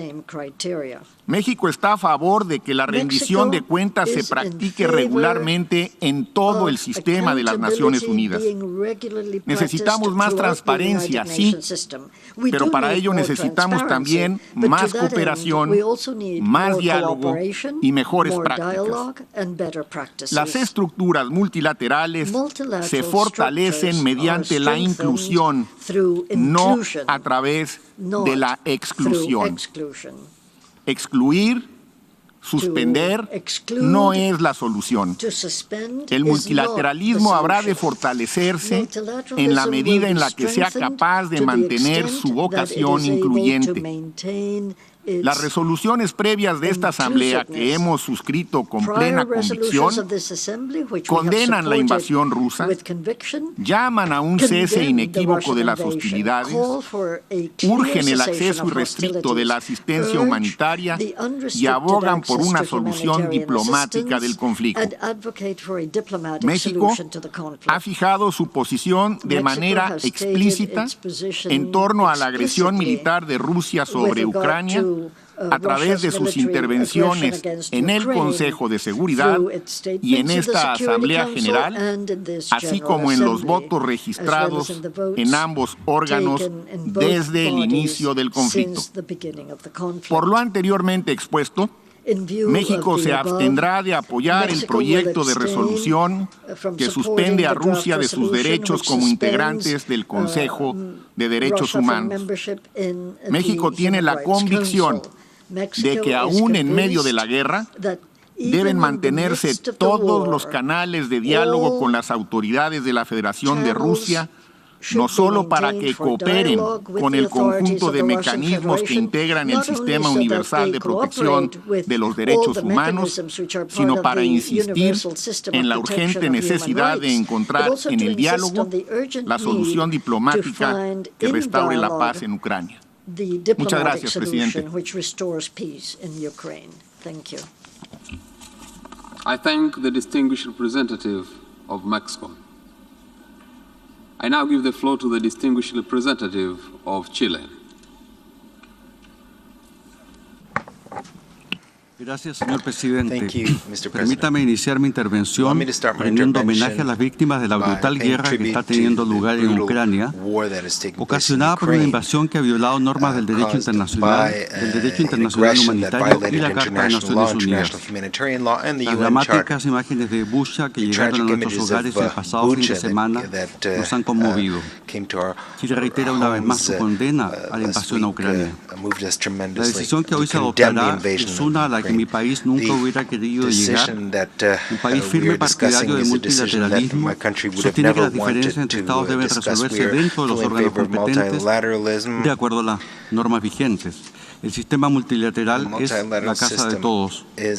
Sin embargo, el ser miembro del Consejo de Derechos Humanos reviste una exigencia particular en cuanto a un compromiso y conducta coherentes de promoción y respeto a los derechos humanos en todo momento y en todo lugar. Así lo que hicieron los Estados miembros de esta Asamblea General al aprobar la resolución 60/251 en su párrafo 9, que dispone que los miembros elegidos al Consejo deberán aplicar las normas más estrictas en la promoción y protección de los derechos humanos. Esa misma resolución, en el párrafo 8, le encarga a esta Asamblea la responsabilidad de suspender a un Estado miembro del Consejo cuando éste no cumpla con dichas normas estrictas en la promoción y protección de los derechos humanos. Nuestra responsabilidad es con los derechos humanos, no con un determinado país, no con Rusia, no con Ucrania, con los derechos humanos. En el caso de hoy, la suspensión de la membresía de la Federación Rusa del Consejo de Derechos Humanos revestirá la agravante de que se trata de un Estado responsable de violarlos en el territorio soberano de un tercer Estado, en este caso Ucrania, fruto de un acto de agresión y ocupación inaceptable desde cualquier ángulo del derecho internacional. Es por ello que nuestra delegación votará a favor del proyecto de resolución A/S 11/L.4, que suspende la membresía de Rusia del Consejo de Derechos Humanos. Chile reitera nuevamente su llamado a todas las partes para que continúen las conversaciones e insta de nuevo a la resolución pacífica inmediata del conflicto entre la Federación Rusa y Ucrania mediante el diálogo político, las negociaciones, la mediación y otros medios pacíficos de conformidad con el derecho internacional. Muchas gracias, señor presidente. I thank the distinguished representative of Chile. I now give the floor to the distinguished representative of Belarus. Господин председатель, Беларусь выступает категорически против представленного проекта резолюции. Выдвижение проекта мотивировано исключительно политическими интересами, имеющими цель демонизации Российской Федерации и попытку ее изоляции в международных организациях. Такие идеи ведут к разбалансировке всей системы международного сотрудничества, которая основана на уставе Организации Объединенных Наций, и к долгосрочным негативным последствиям вплоть до развала самой организации, самой ООН. По сути, сегодняшнее предложение об исключении России есть прямой вклад в уничтожение и самого Совета по правам человека, и в закрепление развала системы соблюдения прав человека под эгидой ООН, который уже выражается, особенно в последние несколько недель, настроений расизма, ксенофобии, других проявлений дискриминации по языковой, культурной, религиозной и иной принадлежности в западных странах. Необходимо заниматься не решением сиюминутных задач под влиянием эмоций, а думать, среди прочего, о перспективах урегулирования конфликтных ситуаций и постконфликтного мироустройства. Предлагаемое решение, как и другие аналогичные шаги попытки ограничения участия России в международных организациях не только не внесут вклад в урегулирование ситуации на Украине, но скорее подвергнут дополнительному риску перспективы мирного переговорного процесса, у истоков которого, хочу напомнить, месяц назад стояла и Республика Беларусь, и лично ее президент Александр Лукашенко. Мы призываем задуматься об этом и проголосовать против представленного проекта резолюции. Благодарю вас за внимание.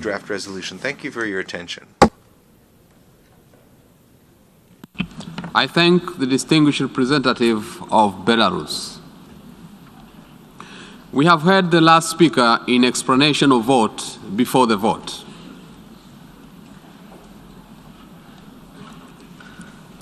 The Assembly will now take a decision on a draft resolution A/ES-11/L4 entitled Suspension of the Rights of the Membership of the Russian Federation in the Human Rights Council. Pursuant to Resolution 60/251 of 15 March 2006, the General Assembly, by a 2/3 majority of members present and voting, may suspend the rights of membership in the Council of a member of the Council that commits gross and systematic violation of human rights. For your information, the draft resolution has closed for e-sponsorship. I now give the floor to the representative of the Secretariat.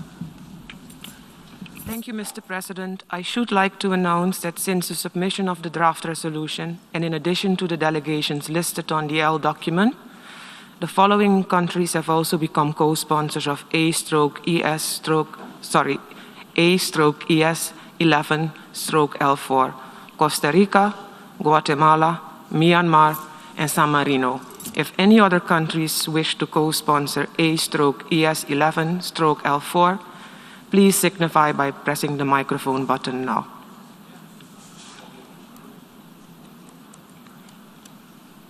I see none. I thank you. Sorry, Tonga.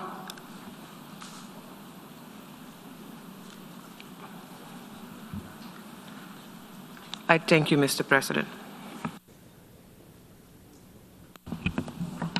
I thank the representative of the Secretariat. A recorded vote has been requested.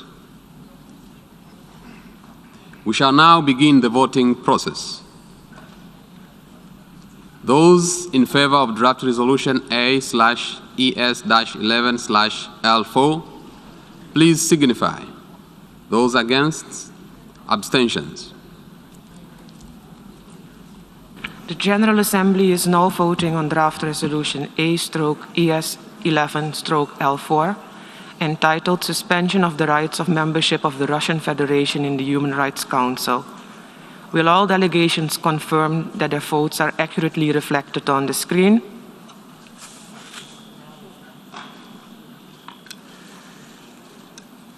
The voting has been completed. Please lock the machine.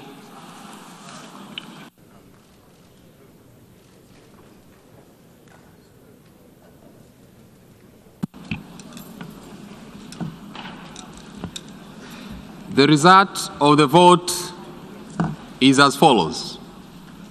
In favor, 93, against, 24, abstentions, 58. Draft resolution A/ES-11/L4 is adopted.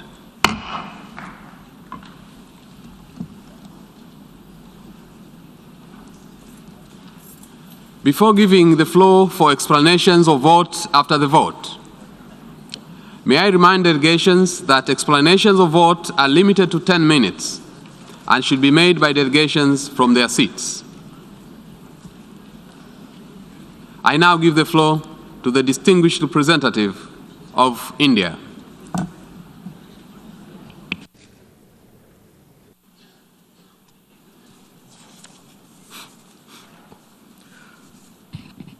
Thank you, Mr. President.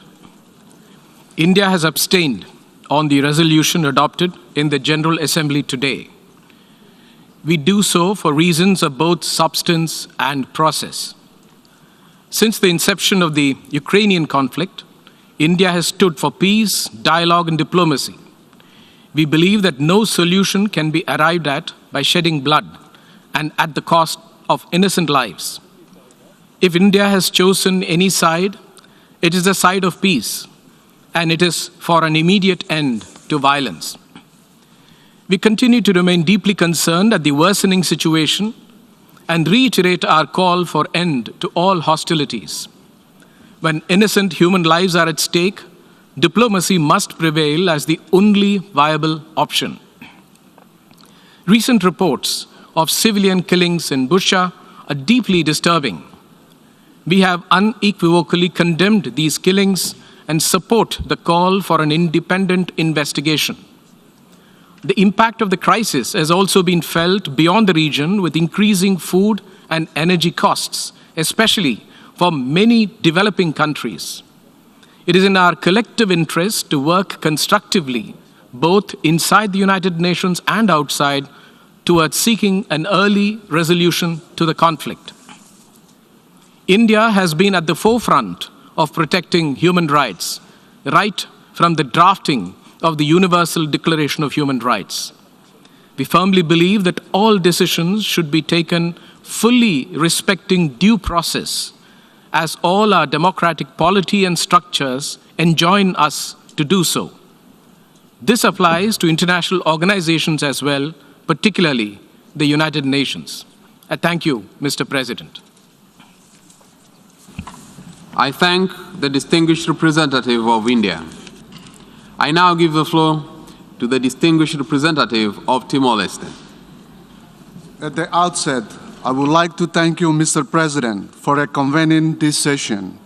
Mr. President, the position we took today to vote in favor of this resolution before all of us is a manifestation of our strong solidarity with the people of Ukraine, especially the victims of this war who have been forced to shelter and have fled across the country's borders, as well as those who have lost their homes, their lives, their family members, and their own lives.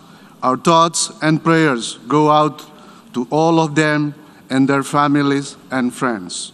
Mr. President, our vote today shows our clear position to uphold human rights values in all circumstances and in all cases, as the dark period of our own history has taught us enough on the high cost of being victims of war. We call for an effective ceasefire in Ukraine and urge conflict parties to continue the dialogue and negotiation to stop this war and avoid further potentially catastrophic escalation. We commend the efforts of those who have facilitated the peace talks between conflict parties and all for more diplomatic initiatives to help in finding a peaceful solution for all. All parties must ensure the safety and protection of all civilians. It is our hope that peace is reclaimed immediately and that the important work for a healthy, prosperous, and sustainable future is restored for all. I thank you, Mr. President. I thank the distinguished representative of Timor-Leste. I now give the floor to the distinguished representative of Qatar.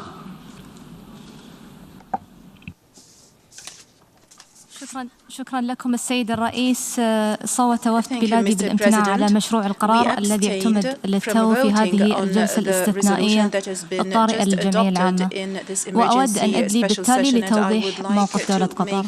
سيد الرئيس، لقد أعربت دولة قطر عن موقفها تجاه الحالة في أوكرانيا المستند إلى التزامها الثابت بالمبادئ الراسخة للقانون الدولي وميثاق الأمم المتحدة، بما في ذلك عدم جواز استخدام القوة أو التهديد باستخدامها في العلاقات الدولية وتسوية المنازعات الدولية بالوسائل السلمية وعدم التدخل في الشؤون الداخلية للدول والالتزام بسيادة الدول واستقلالها وسلامتها الإقليمية. وقد شددت دولة قطر مرارا على أن ضمان سلامة المدنيين يجب أن يحظى بأولوية قصوى، كما نؤكد على ضرورة الالتزام بالقانون الإنساني الدولي وحماية المرافق والبنى التحتية المدنية والمدنيين العاملين في المجال الطبي والإنساني والصحفيين، وكذلك تيسير إجلاء المدنيين والوصول الآمن والسريع للمساعدات الإنسانية إلى المحتاجين وفق المبادئ الدولية لإيصال المساعدة الإنسانية. وتثني دولة قطر على الجهود الحثيثة التي تبذلها الأمم المتحدة والمنظمات الإنسانية للاستجابة للاحتياجات الإنسانية الطارئة وجهود الدول المضيفة للاجئين. دولة قطر على تواصل مع الشركاء الدوليين بتقييم الوضع الإنساني وتقديم المساعدات اللازمة للشعب الأوكراني. سيد الرئيس، نؤكد على دعوة الأمين العام للأمم المتحدة للعودة إلى طريق الحوار والمفاوضات والتوصل إلى وقف إطلاق النار فوري للآراء الإنسانية.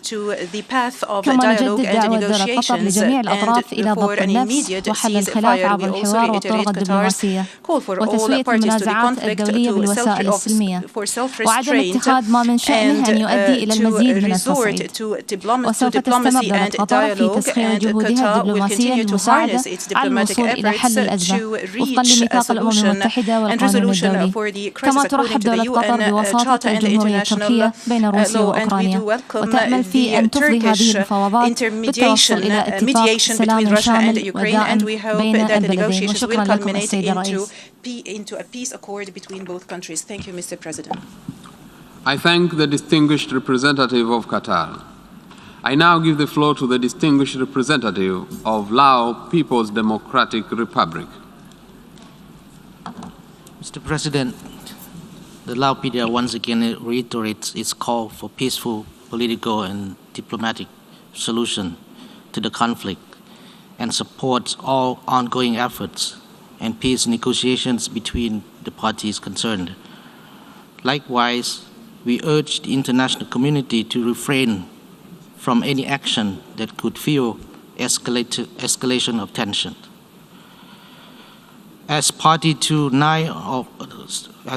7 of the 9 core human rights treaties, Lao PDR opposes all gross and systematic violations and abuses of human rights.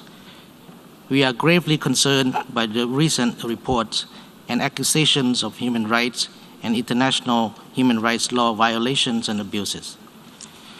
We are of the view that such serious allegation must not be taken lightly and must be backed up by solid evidence and verified by an independent investigation mechanism of the United Nations, especially the Human Rights Council Independent International Committee inquiries. My delegation voted against the draft resolution L4 because we believe that the reports of violations and abuses of human rights and violations of international humanitarian law must be verified by credible, neutral, impartial, and independent assessment mechanism before any action is taken. Lao PDR is concerned by the notion that any of member states of the UN Human Rights Council can be subject to suspension and other punitive measures without due process of investigation and verification. As this issue is of paramount importance for all United Nations members, we also believe that all GA resolutions should be adopted by consensus, reflecting the spirit of equality, solidarity among UN member states. In conclusion, my delegation believes there is a dire need for more clarification through an independent mechanism that should be accepted and supported by all member states before drawing conclusion and passing judgment. We remain hopeful that the most urgent task now is to create the environment conducive for a peaceful resolution to the conflict and immediate ceasefire agreement, which will eventually lead to total cessation of hostilities. I thank you, Mr. President. I thank the distinguished representative of Lao People's Democratic Republic. I now give the floor to the distinguished representative of Indonesia. Thank you, Mr. President. It is distressing to see the hostilities in Ukraine persist and the number of civilians and casualties continue to rise. We share the international community's deep concern regarding the devastating human rights and humanitarian situation in Ukraine. And we do not take lightly reports of gross and systemic violations and abuse of human rights, including recent reports from Bucha. For these reasons, we believe the Human Rights Council must remain seized on the matter and supports the Secretary General's call for a thorough and independent investigation. We also fully support the establishment of an independent international commission of inquiry by the Human Rights Council. Mr. President, there is no question that those responsible for violations and abuse of human rights in Ukraine must be held accountable and brought to justice. The Commission, therefore, must receive full support and access needed to effectively carry out its mandate. In the meantime, we have to give a chance for the Commission to work in an objective and transparent manner and present its findings and reports. We must allow due diligence and not prejudge the work of the Commission. The General Assembly must also be prudent. It is important to have received all the facts before taking action that revokes legitimate rights of its members. Moreover, the General Assembly's action must not create negative precedents that can undermine the credibility of this august body. It is for these reasons Indonesia abstained on Resolution L4. Mr. President, Indonesia remains steadfast in our commitment to respect and protect human rights for all. Our priority now must be to save lives and protect civilians in Ukraine. We reaffirm our call to all parties to stop the hostilities and to spare no efforts to achieve peace through dialogue and diplomacy. This is the only way we can end the suffering and senseless loss of lives in Ukraine and to prevent the increasing negative impact of the war beyond the region. So we must stop the war, and I repeat, we must stop the war now, otherwise we will all suffer. Thank you, Mr. President. I thank the distinguished representative of Indonesia. I now give the floor to the distinguished representative of Panama.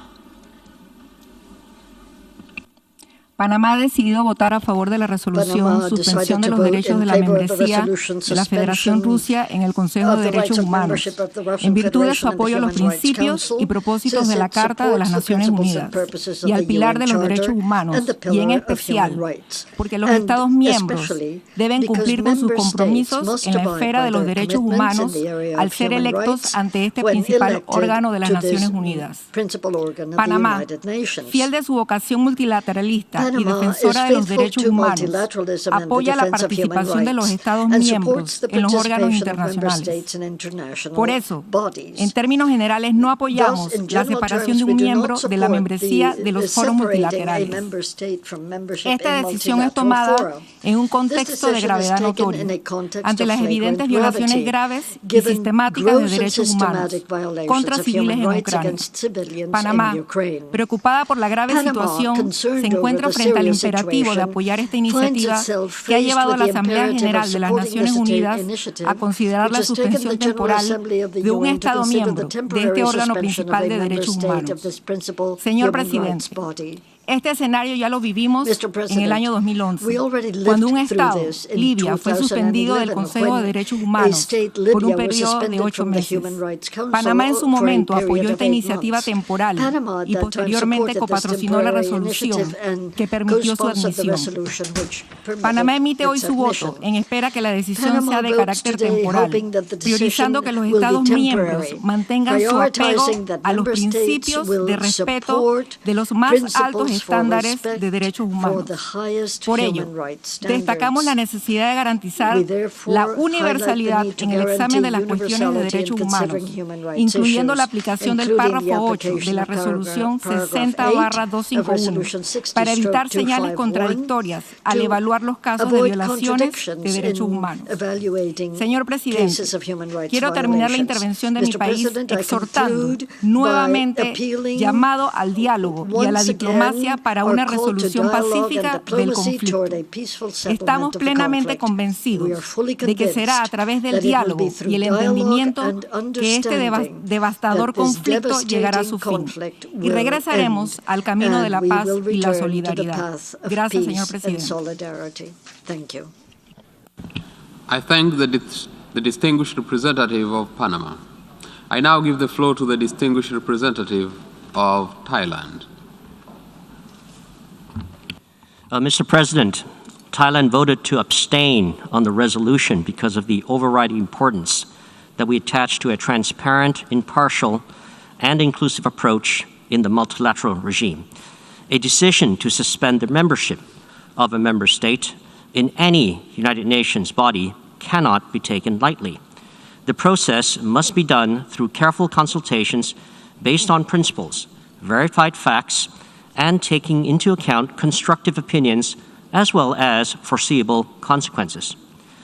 We express our deepest condolences to the people of Ukraine and the bereaved families who lost their loved ones from the ongoing war in Ukraine. We are deeply concerned with the escalation of conflicts and humanitarian crises in Ukraine, while believing that prompt action must be taken in response to all alleged human rights atrocities against civilians, including in Bucha. We are of the view that any action taken should be impartial, transparent, and comprehensive. To objectively consider the situations, it would require well-rounded established facts and additional concrete evidence proven by reliable sources, including those presented to international courts. We thus support the United Nations Secretary General's call for an independent investigation to ensure accountability and hope that the Independent International Commission of Inquiry established by the Human Rights Council would be able to commence its work soonest to investigate the serious allegations in an impartial, transparent, and comprehensive manner. We strongly urge all parties to fully comply with international humanitarian law and international human rights law, and to protect civilians and civilian objects, as well as ensure unhindered provision of humanitarian assistance without discrimination. Another life lost is another life too many. On our part, Thailand continues to provide humanitarian assistance to support those suffering from the conflict in Ukraine. In line with the HRC's principles of non-selectivity and constructive dialogue, we reiterate our strong support of the continuation of political dialogues as the only way to end a humanitarian crisis is to end the dispute. Thus, Thailand once again calls for utmost efforts by all parties and the international community to cease and desist the aggravation of fighting and continue our maximum endeavor on ending the conflict. Thailand reiterates our call for a continuation of political dialogues between the concerned parties to find peaceful and sustainable solutions. Thank you, Mr. President. I thank the distinguished representative of Thailand. I now give the floor to the distinguished representative of Vietnam. Mr. President, Vietnam has maintained a principled and steadfast position in support of resolving conflicts by peaceful means and with respect for the United Nations Charter, international law, including the principles of sovereign equality, respect for independence and territorial integrity of states, and refrainment from the threat or use of force. We have followed closely with great concerns over the situation in Ukraine, with severe consequences for the people. It is with extreme concern that we learn of recent reports of great loss of life among innocent civilians. Vietnam opposes and condemns all forms of attacks against civilians in violation of international law, international humanitarian law, and international human rights law. Recent information in this regard should be examined based on objective and transparent verification with the cooperation of parties concerned.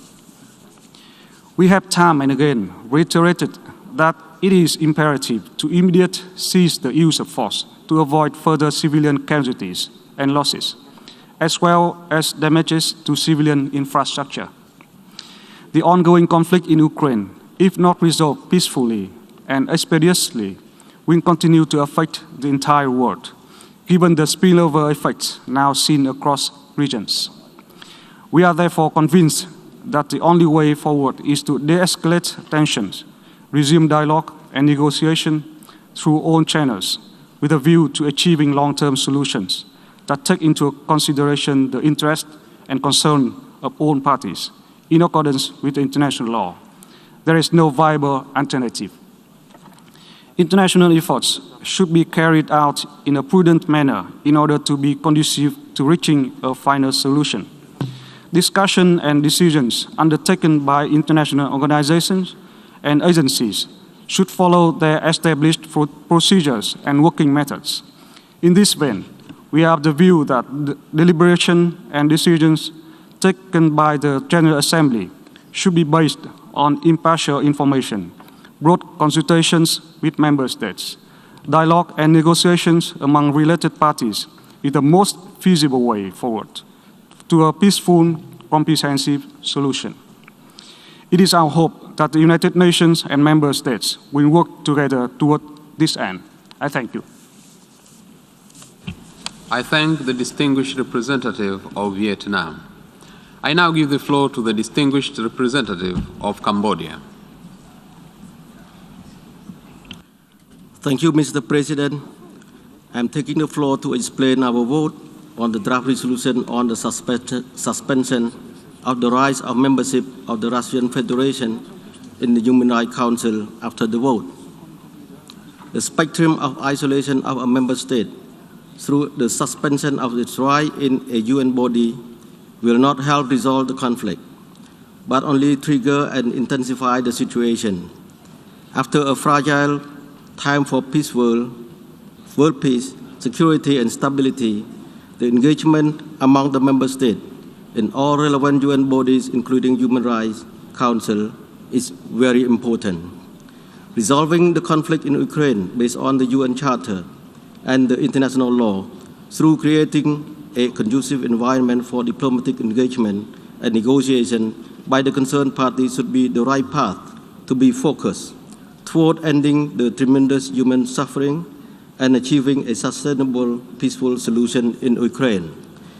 At this critical juncture, we must try to work in solidarity to address the conflict in Ukraine and to avoid creating a trust deficit among the membership. Building trust and confidence is absolutely important to deal with the current situation. With that explanation, Cambodia voted abstain on resolution L4. I thank you, Mr. President. I thank the distinguished representative of Cambodia. I now give the floor to the distinguished representative of Uzbekistan. Mr. President, Uzbekistan adheres to a balanced, neutral position on the current situation in Ukraine and hope that the parties will find mutually acceptable ways to resolve the situation pursuing solely a political and diplomatic path based on the universally recognized principles and norms of international law. At the same time, the delegation of Uzbekistan voted against the resolution on suspension of the rights of membership of the Russian Federation in the Human Rights Council, given our strong convictions that any decision under OP8 of the GA Resolution 60/251 authorizing General Assembly by 2/3 majority of the members present and voting suspend the right of membership in the Council of a member of the Council that commits gross and systematic violation of human rights should be based on the outcome of thorough investigation of the alleged violation. I thank you, Mr. President. I thank the distinguished representative of Uzbekistan. I now give the floor to the distinguished representative of Malaysia.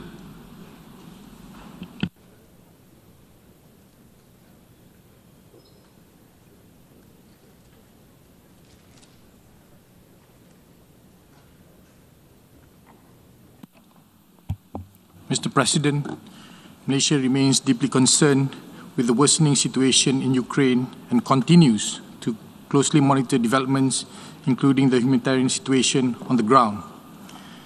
We are greatly disturbed with reports of alleged human rights abuses and violations.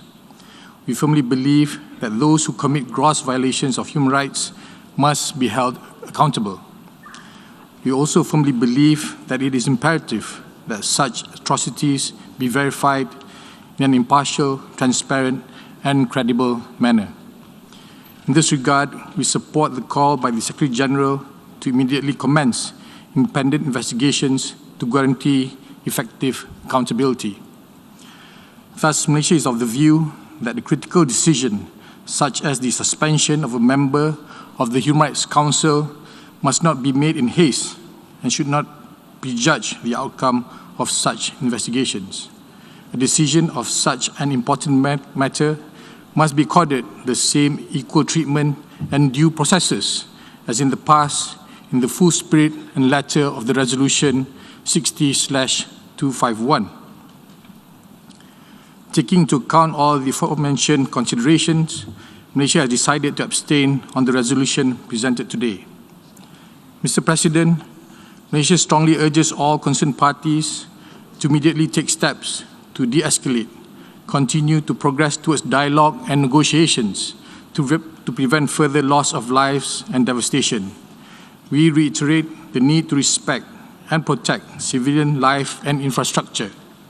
We also reiterate the call on all parties to fully comply with their obligations under international humanitarian law and international human rights law. I thank you, Mr. President. I thank the distinguished representative of Malaysia. I now give the floor to the distinguished representative of Singapore. Mr. President, Singapore abstained on the resolution that has just been adopted. Singapore condemns in the strongest possible terms the Russian Federation's invasion of Ukraine and continuing attacks on Ukrainian cities, civilians, and civilian infrastructure. We reiterate our full support for the sovereignty, political independence, and territorial integrity of Ukraine. Singapore's position on this has been clear and consistent from the beginning of this war. This is why we co-sponsored and voted in support of Resolution ES-11/1, Resolution ES-11/2, and also co-sponsored Human Rights Council Resolution 49/1. Mr. President, Singapore is gravely concerned and distressed by the latest reports and images from Bucha and other Ukrainian towns of high civilian casualties and destruction of civilian infrastructure. We strongly condemn any violations of human rights and international humanitarian law. In this regard, we urge the full and urgent implementation of Resolution ES-11/1, Resolution ES-11/2, and Human Rights Council Resolution 49/1. In particular, we note the establishment of an independent international commission of inquiry to investigate all alleged violations of abuses of human rights in Ukraine and await the completion of its work and its findings. There must be accountability for any gross and systematic human rights violations that have taken place in the war in Ukraine. We urge all parties to cooperate with the Commission and allow full and unhindered access for the Commission to gather evidence and conduct its work. We must spare no effort to protect the civilian population in Ukraine and to ensure safe and unhindered humanitarian access to all those in need. We continue to call on the Russian Federation to cease its offensive military operations immediately, to remain engaged in meaningful negotiations with Ukraine, and to work towards a peaceful settlement in accordance with the UN Charter and international law. Thank you, Mr. President. I thank the distinguished representative of Singapore. I now give the floor to the distinguished representative of Brunei Darussalam. Bismillahirrahmanirrahim. Mr. President, Brunei Darussalam expresses concern over the escalation of tension and military action in Ukraine and continues to closely monitor developments in the country. Brunei Darussalam condemns any violation of sovereignty, independence, and territorial integrity of any country and reiterates the importance of upholding the principle of a rule-based framework and respect the international law. Brunei Darussalam strongly believes that constructive dialogue and engagement among all parties concerned is essential to seek a peaceful solution. We further believe that the suspension of member states is counterproductive in addressing any concern and may further aggravate the already dire situation. Brunei Darussalam reiterates the importance of diplomacy and further calls on all parties directly involved to de-escalate tension and settle all differences by peaceful means without resorting to the threat or use of force in accordance with the UN Charter and international law in the interest of maintaining international peace and stability. I thank you, Mr. President. I thank the distinguished representative of Brunei Darussalam. I now give the floor to the distinguished representative of Kuwait.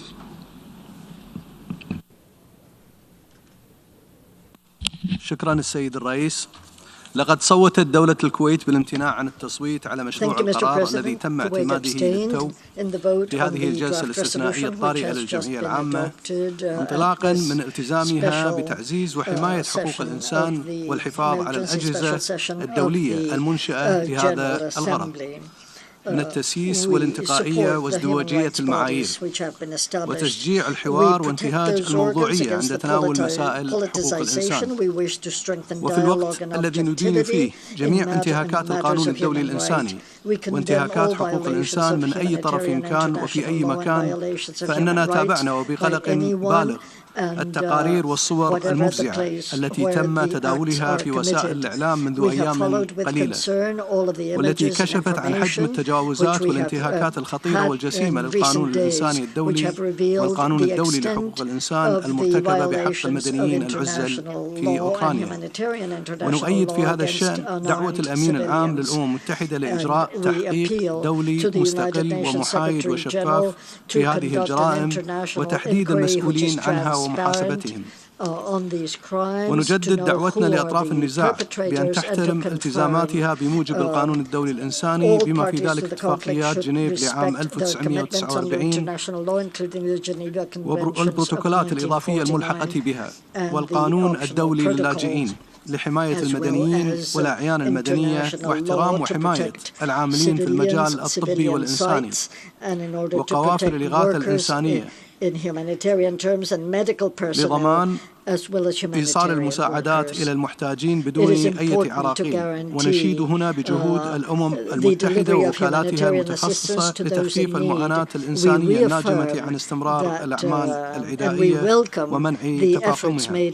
السيد الرئيس، منذ بداية اندلاع الحرب والعمليات العسكرية في أوكرانيا أكدت الكويت على موقفها المبدئي والثابت في الالتزام بمبادئ ميثاق الأمم المتحدة الداعية لاحترام سيادة الدول واستقلالها وسلامتها الإقليمية وعدم التدخل في الشؤون الداخلية والامتناع عن استخدام القوة أو التهديد باستخدامها والعمل على حل النزاعات بالطرق والوسائل السلمية. ونجدد هنا الدعوة إلى وقف فوري للأعمال العدائية واستمرار المفاوضات بين الأطراف المعنية من أجل التوصل إلى تسوية سلمية وتجنيب المنطقة والعالم تداعياتها السلبية الاقتصادية والإنسانية. وشكرا السيد الرئيس. From any serious repercussions. Thank you. I thank the distinguished representative of Kuwait. I now give the floor to the distinguished representative of Kyrgyzstan.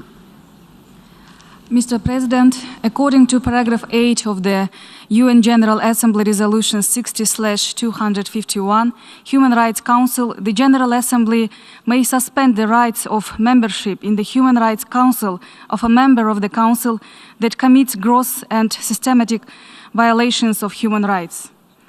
This paragraph requires that there should be confirmed facts of gross and systematic violations of human rights. Our position at the moment is that we should wait for the results of impartial investigations into all possible gross and systematic violations of human rights in Ukraine, including the results of the investigation of the Independent International Commission of Inquiry, established by the resolution of the UN Human Rights Council number 49/1. We are following the situation in Ukraine with great concern. It is especially alarming that fraternal peoples are involved in this conflict and human casualties could not be avoided. We express our grave concern over the deteriorating humanitarian situation in Ukraine. In this regard, it is important to ensure the full protection of civilians, primarily women and children, as well as medical and humanitarian personnel. What is happening today, it is a real tragedy, the occurrence of which, unfortunately, was allowed by the entire world community. Kyrgyzstan expresses the opinion that the text of the draft resolution under consideration today on the suspension of membership of the Russian Federation in the UN Human Rights Council is characterized as politically driven. We are in favor of conducting an independent investigation, examine the results and facts provided by both sides. Mr. President, our position is clear. Any conflict must be resolved exclusively by political and diplomatic means, including through the creation of new formats and mechanisms. I thank you. I thank the distinguished representative of Kyrgyzstan. I now give the floor to the distinguished representative of Algeria. Thank you, Mr. President. تجدد الجزائر التزامها الثابت بالقواعد والمبادئ الأساسية للقانون الدولي الإنساني والقانون الدولي لحقوق الإنسان، لا سيما الإعلان العالمي لحقوق الإنسان ومختلف المعاهدات الدولية لحماية وترقية حقوق الإنسان، وتعبر عن إدانتها الشديدة لكل الانتهاكات المتحقق منها للالتزامات الدولية في هذا المجال.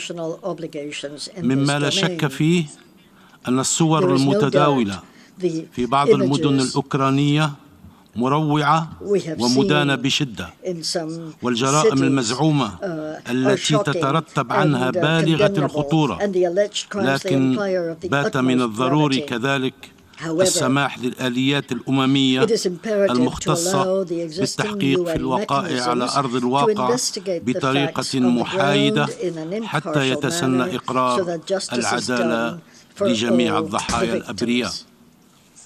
إن ضمان قيام آليات الأمم المتحدة المختصة بولاياتها ومهامها وفقا لقواعد القانون الدولي وقرارات الأمم المتحدة ذات الصلة، بعيدا عن أي تدخل أو حكم مسبق يشكل بالنسبة للجزائر شرطا لا غنى عنه لإثبات الوقائع بشأن أي انتهاكات صارخة وممنهجة لحقوق الإنسان.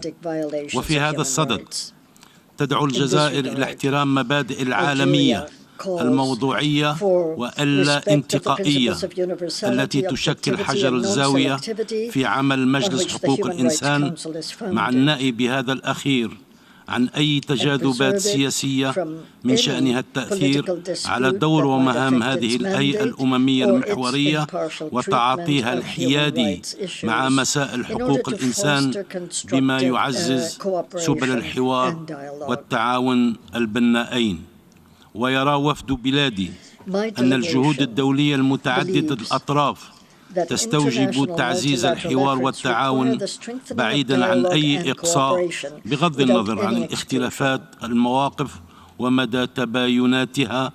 إن الرغبة في تعليق عضوية أي دولة منتخبة من قبل المجموعة الدولية ومن أي هيئة أممية ليس من شأنه أن يساهم في تعزيز روح العمل والتعاون متعدد الأطراف.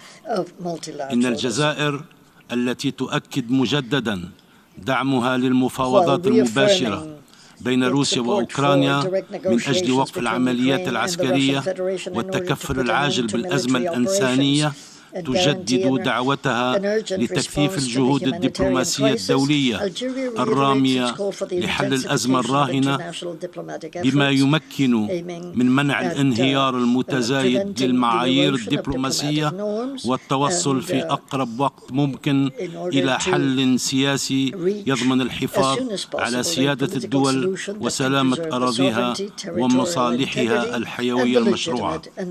إن بلادي التي انخرطت بحسن نية في جهود المساعي الحميدة في إطار مجموعة الاتصال العربية التي اجتمعت مؤخرا بالأطراف المعنية تهيب بالمجتمع الدولي الامتناع عن أي عمل من شأنه أن يحيق المفاوضات الجارية ويطيل أمد الأزمة التي أصبحت الآن عواقبها الوخيمة وبأبعادها المتعددة تؤثر سلبا على جميع دول العالم.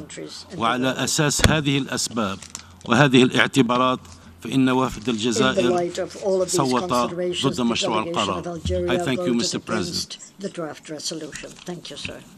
I thank the distinguished representative of Algeria. I now give the floor to the distinguished representative of Peru.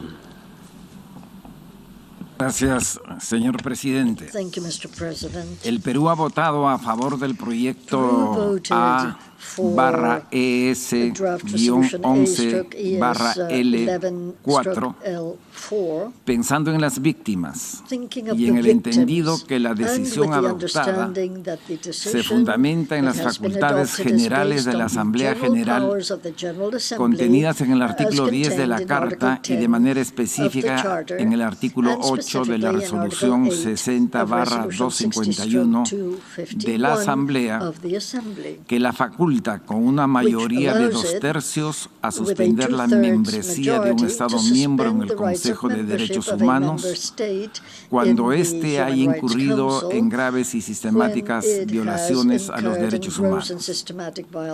El acto de agresión y el uso de la fuerza contra la soberanía y la integridad territorial de un Estado comporta de suyo un patrón de violación de los derechos humanos de la población afectada.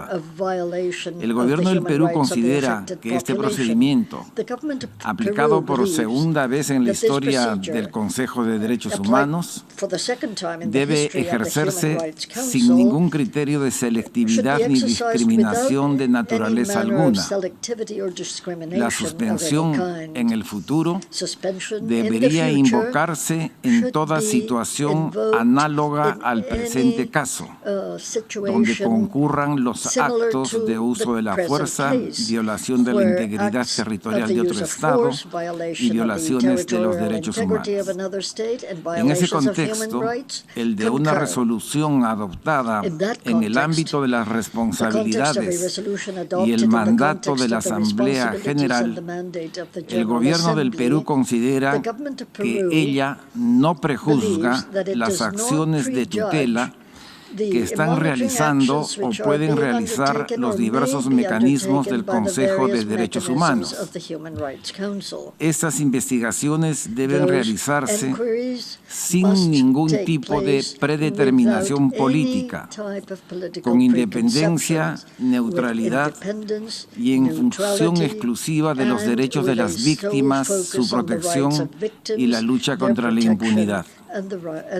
De manera particular, la delegación del Perú considera que la resolución adoptada no debe prejuzgar ni predeterminar políticamente las labores de la Comisión Internacional Independiente que el Consejo de Derechos Humanos ha establecido con el mandato de investigar las presuntas violaciones a los derechos humanos y el derecho humanitario que tiene lugar en el contexto del conflicto armado en Ucrania, independientemente de las partes responsables de las violaciones que puedan determinarse.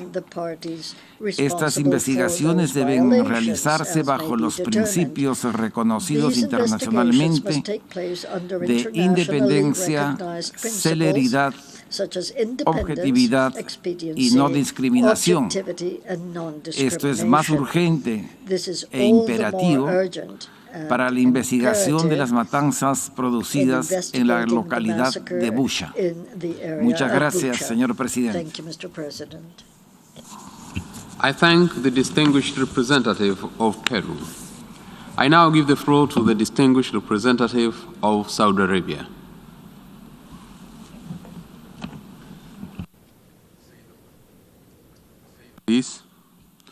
لقد امتنع وفد المملكة العربية السعودية عن التصويت على مشروع القرار المعنون بتعليق عضوية روسيا لدى مجلس حقوق الإنسان بكون هذا الإجراء يشكل سابقة تهدد العمل المتعدد الأطراف وتنافي مبادئ القانون الدولي ويؤثر على عمل المنظمات الدولية وشموليتها واستقلاليتها.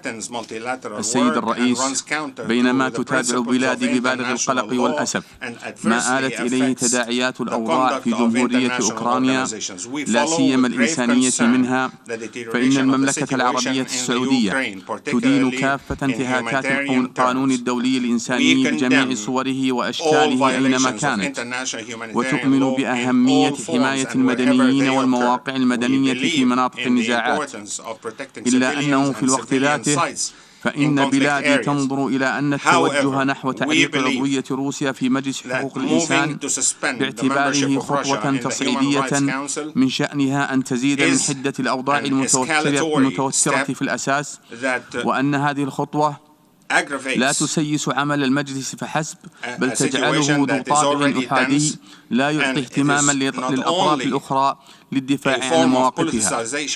السيد الرئيس، تؤكد بلادي على حق الدول المنتخبة لعضوية مجلس حقوق الإنسان أن تمارس صلاحياتها كاملة وفقا لما نص عليه قرار الجمعية العامة رقم 60 تقسيم 251 المعنون مجلس حقوق الإنسان، الذي أكد على أن الجمعية العامة تسلم عند النظر امتناع بلادي عن التصويت نابعا من إيمانها بأن هذا القرار من شأنه أن يؤدي إلى تأجيج الصراع وتصعيد الموقف الذي سيؤثر سلبا على مسار الحوار القائم حاليا بين أطراف النزاع للوصول إلى تسوية سلمية تجنب المنطقة والعالم المزيد من التداعيات السلبية لهذا الصراع، سواء سياسيا أو اقتصاديا أو إنسانيا. شكرا السيد الرئيس.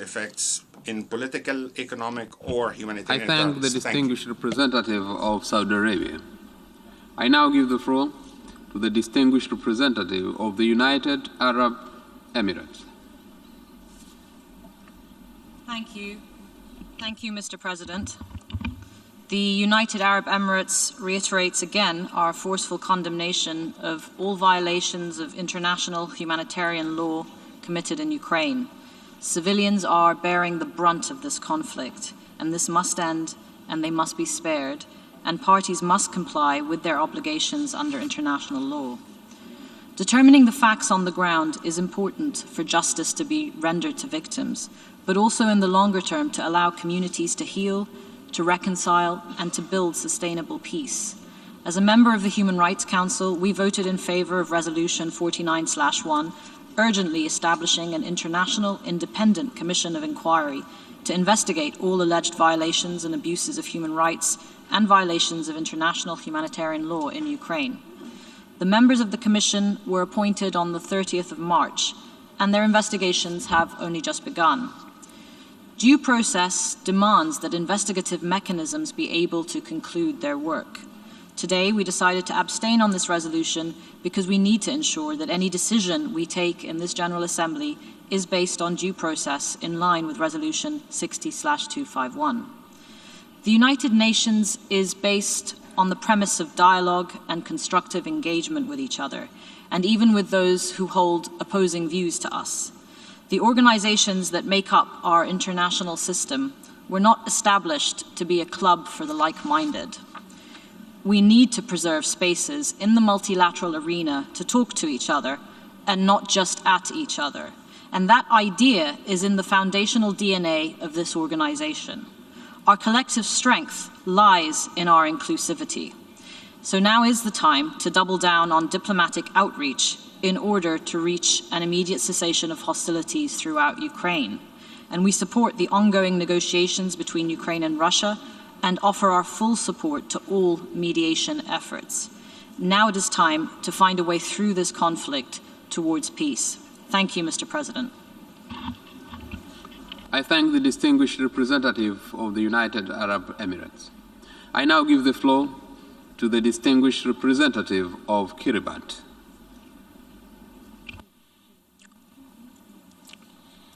Thank you, Mr. President, and thank you for convening us on this emergency session to deliberate on a draft resolution that's already been passed, which has the effect of suspending a member of the Human Rights Council in line with a provision in a past General Assembly resolution that allows the General Assembly to suspend the rights of a member to sit and participate in the Human Rights Council if such member has committed gross violations of human rights. Having listened intently to the reasoning advanced from the two sides of this issue, Kiribati decided to vote in support of the resolution on the following grounds. First, the images of hundreds or thousands of human beings killed, of innocent human beings killed in Ukraine during the course of the past 42 days is a heart and soul-breaking nightmare for all normal, conscientious, and peace-loving human beings. And we do join all peace-loving people of the world in their prayers and calls for a speedy ending to the conflict through friendly and diplomatic dialogue between the parties. As a long-standing member of the Commonwealth of Nations, we believe it is a wise and civilized practice to encourage all its members to be loyal and faithful to the codes of conduct of the Commonwealth, which requires all its members to respect the rules of law, good governance, and the rights and freedoms of human persons, and to deter violations of such codes of conduct through suspension of any defaulting member, and at the same time allowing time and space for a suspended member to reform its conduct and get back to the agreed code of human conduct. This practice has worked very well in the Commonwealth for decades, and we believe it can also work well for the United Nations on any member who is seen by an overwhelming majority of members to have seriously digressed from the codes of conduct for UN membership. The suspension of Libya in the Human Rights Council in the past show that it is not entirely wrong to agree to a suspension decision at this time. Once again, we join the whole humanity in calling on the parties concerned to put down their arms and to come together and become part of one happy global human family. I thank you. I thank the distinguished representative of Kiribati. We have heard the last speaker in explanations of vote after the vote. We'll now hear statements after the adoption of the resolution. I now give the floor to the distinguished representative of Russian Federation.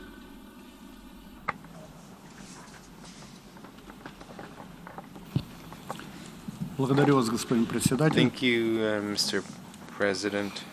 Российская сторона рассматривает принятую Генеральной Ассамблеей ООН резолюцию о приостановлении членства Российской Федерации в Совете ООН по правам человека в качестве неправомерного и политически мотивированного шага в целях демонстративного наказания суверенного государства-члена ООН, осуществляющего независимую внутреннюю и внешнюю политику.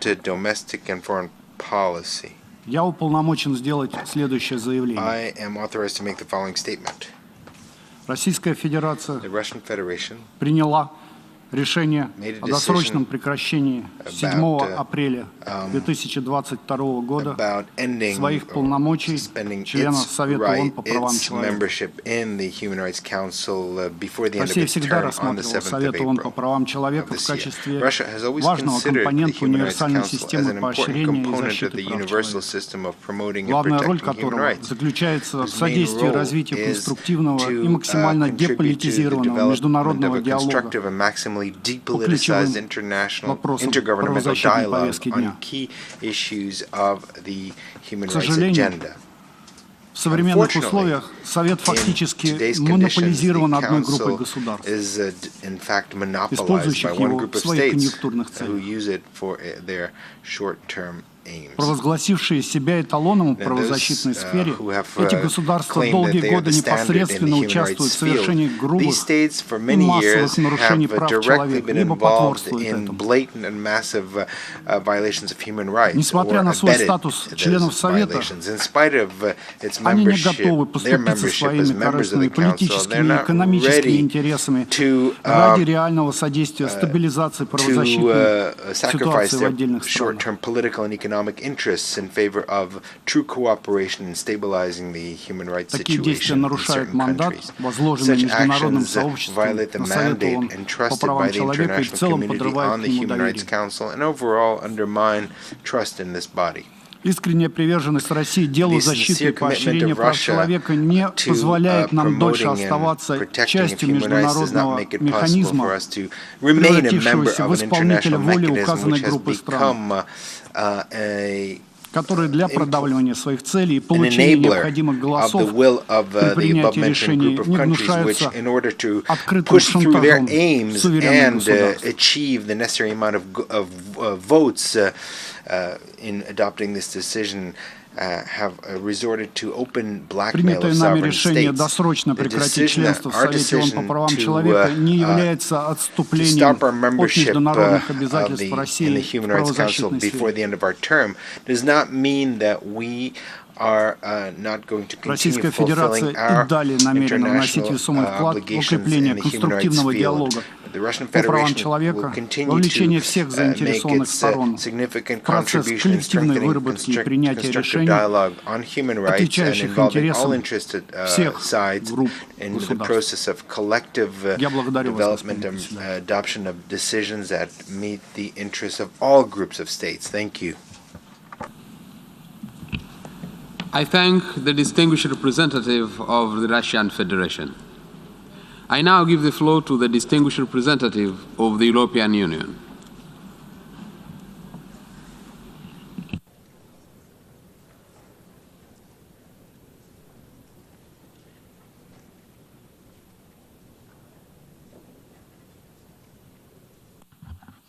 Thank you, Mr. President, for convening us under the emergency special session. I have the privilege to address the General Assembly on behalf of the European Union and its member states, North Macedonia, Montenegro and Albania, Bosnia-Herzegovina, Iceland and Norway, as well as Ukraine, the Republic of Moldova, Georgia, Andorra, Monaco and San Marino align themselves with this statement. Mr. President, the scale and gravity of Russia's violations of international human rights law and international humanitarian law, as well as the violations of the UN Charter and the territorial integrity and sovereignty of another state, Ukraine, call for strong, united international response. Russia is responsible for a horrific number of casualties, human suffering, and forced displacements. Russian armed forces have been relentlessly shelling cities, schools, hospitals for well over a month now. The Russian authorities are responsible for the crimes committed while they have effective control of many areas inside Ukraine. They are subject to international law of occupation. The European Union supports all measures to ensure accountability for human rights violations and violations of international humanitarian law in Ukraine by Russian armed forces. The perpetrators of war crimes and other serious violations, as well as the responsible government officials and military leaders, will be held accountable. Today, this Assembly has decided that for now the Russian Federation is suspended from the Human Rights Council. Membership in that council is and shall remain open to all member states of the United Nations. But those members commit to uphold the highest standards in the promotion and protection of human rights. Russia has violated those criteria through its activities in Ukraine. The decision to suspend the Russian Federation, which the EU and its member states have supported today, implements the 2006 General Assembly resolution establishing the Human Rights Council, which foresees suspension of members that commit gross and systematic violations of human rights. Suspension is necessary to uphold the integrity of the Human Rights Council, the authority of the General Assembly, and the credibility of the UN human rights system. The rare decision this Assembly has taken today sends a strong signal of accountability and hopefully will help preventing and discouraging more violations of human rights. For the third time in a month, the UN General Assembly has adopted a resolution on Ukraine by a clear majority. Once again, the international community stands in solidarity with the people of Ukraine and all other people affected by the war of Russian aggression. Once again, the international community strongly calls on Russia to cease the destruction of innocent lives across Ukraine and immediately and unconditionally withdraw all its troops. While the Security Council remains unable to take action because of the Russian veto, the General Assembly has demonstrated the strength of international support towards addressing the Russian aggression against Ukraine. Thank you very much, Mr. President. I thank the distinguished representative of European Union. I now give the floor to the distinguished representative of the Netherlands on behalf of Benelux countries. President, I deliver this statement on behalf of the Benelux countries, Belgium, Luxembourg, and my own country, the Netherlands. The Benelux countries align themselves with the statement just made by the European Union. Mr. President, the Benelux countries remain unwavering in their support for Ukraine's independence, sovereignty, territorial integrity within its internationally recognized borders, and its democratic freedom. We condemn in the strongest terms the unprovoked war of aggression by the Russian Federation against Ukraine. Mr. President, it is the third time that we meet in this emergency special session in just over a month. Today, like before, the exceptional circumstances caused by the war in Ukraine leave us no other choice. We meet because we are horrified by the reports of atrocities committed by the Russian armed forces in Ukraine, by the images from places like Bucha, Starye-Bikiv, Mariupol and Hostomel that show a complete disregard for human rights and the lives of civilians, and by the personal testimonies of rape and sexual violence that are emerging. Clearly, these actions are unacceptable for any UN member state, but even more so for a member of the Human Rights Council. It is therefore important that the General Assembly has just voted to take the exceptional step to suspend the membership of the Russian Federation of the Human Rights Council. It is important because membership of the Council comes with responsibilities and duties. Resolution 60/251, which established the Council, clearly states that Council members shall, and I quote, uphold the highest standards in the promotion and protection of human rights.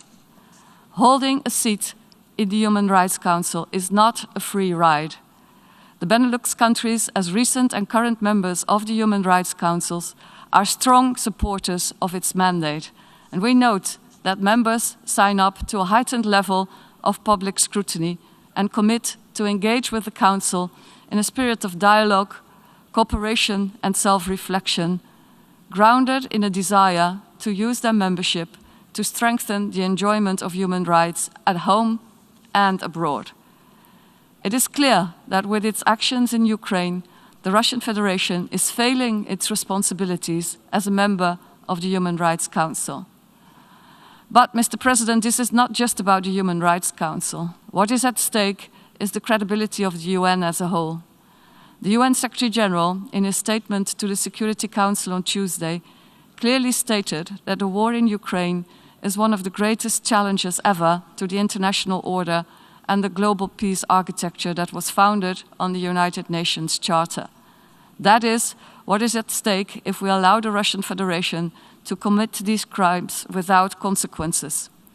In its resolution on March 2nd, the General Assembly called upon the Russian Federation to abide by the principles set forth in the Charter. And yet, we are confronted with the opposite, further violations of that same Charter.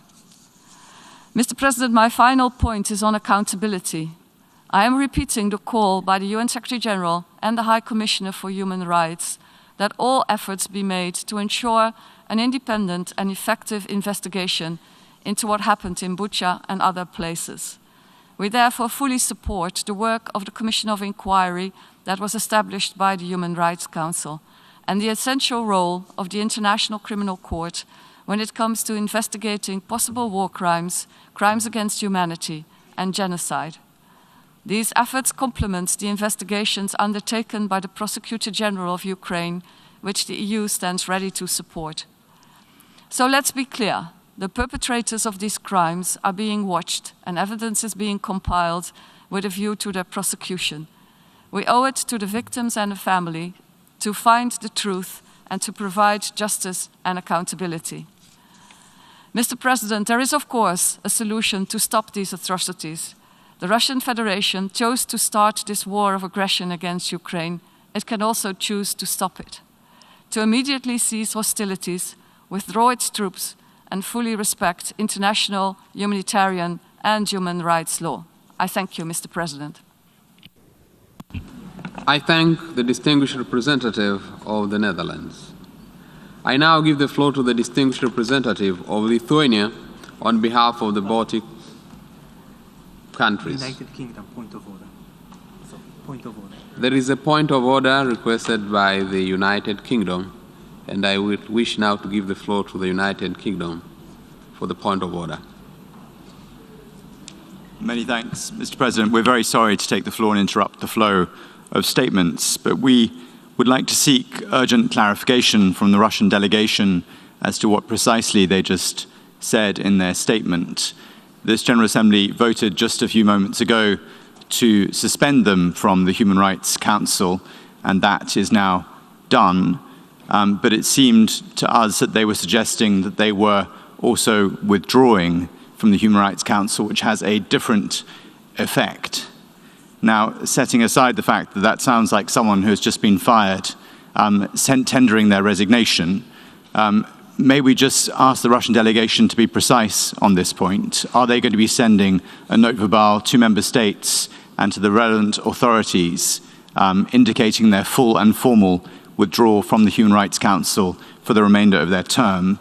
We think that has a different effect in terms of the next actions that need to be taken and their status. Thank you, Mr. President.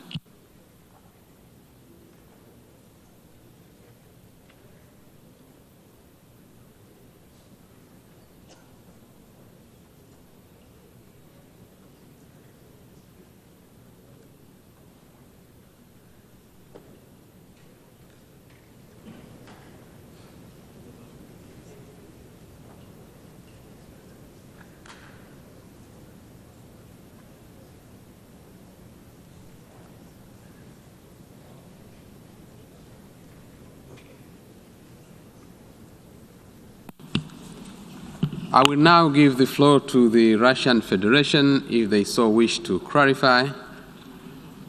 You have the floor. Спасибо, господин председатель. Thank you, Mr. President. Мы хотели бы пояснить, что заданный только что вопрос не относится к порядку ведения заседания, а имеет отношение к субстантивной части нашего выступления. In fact, it refers to the substantive part of our statement.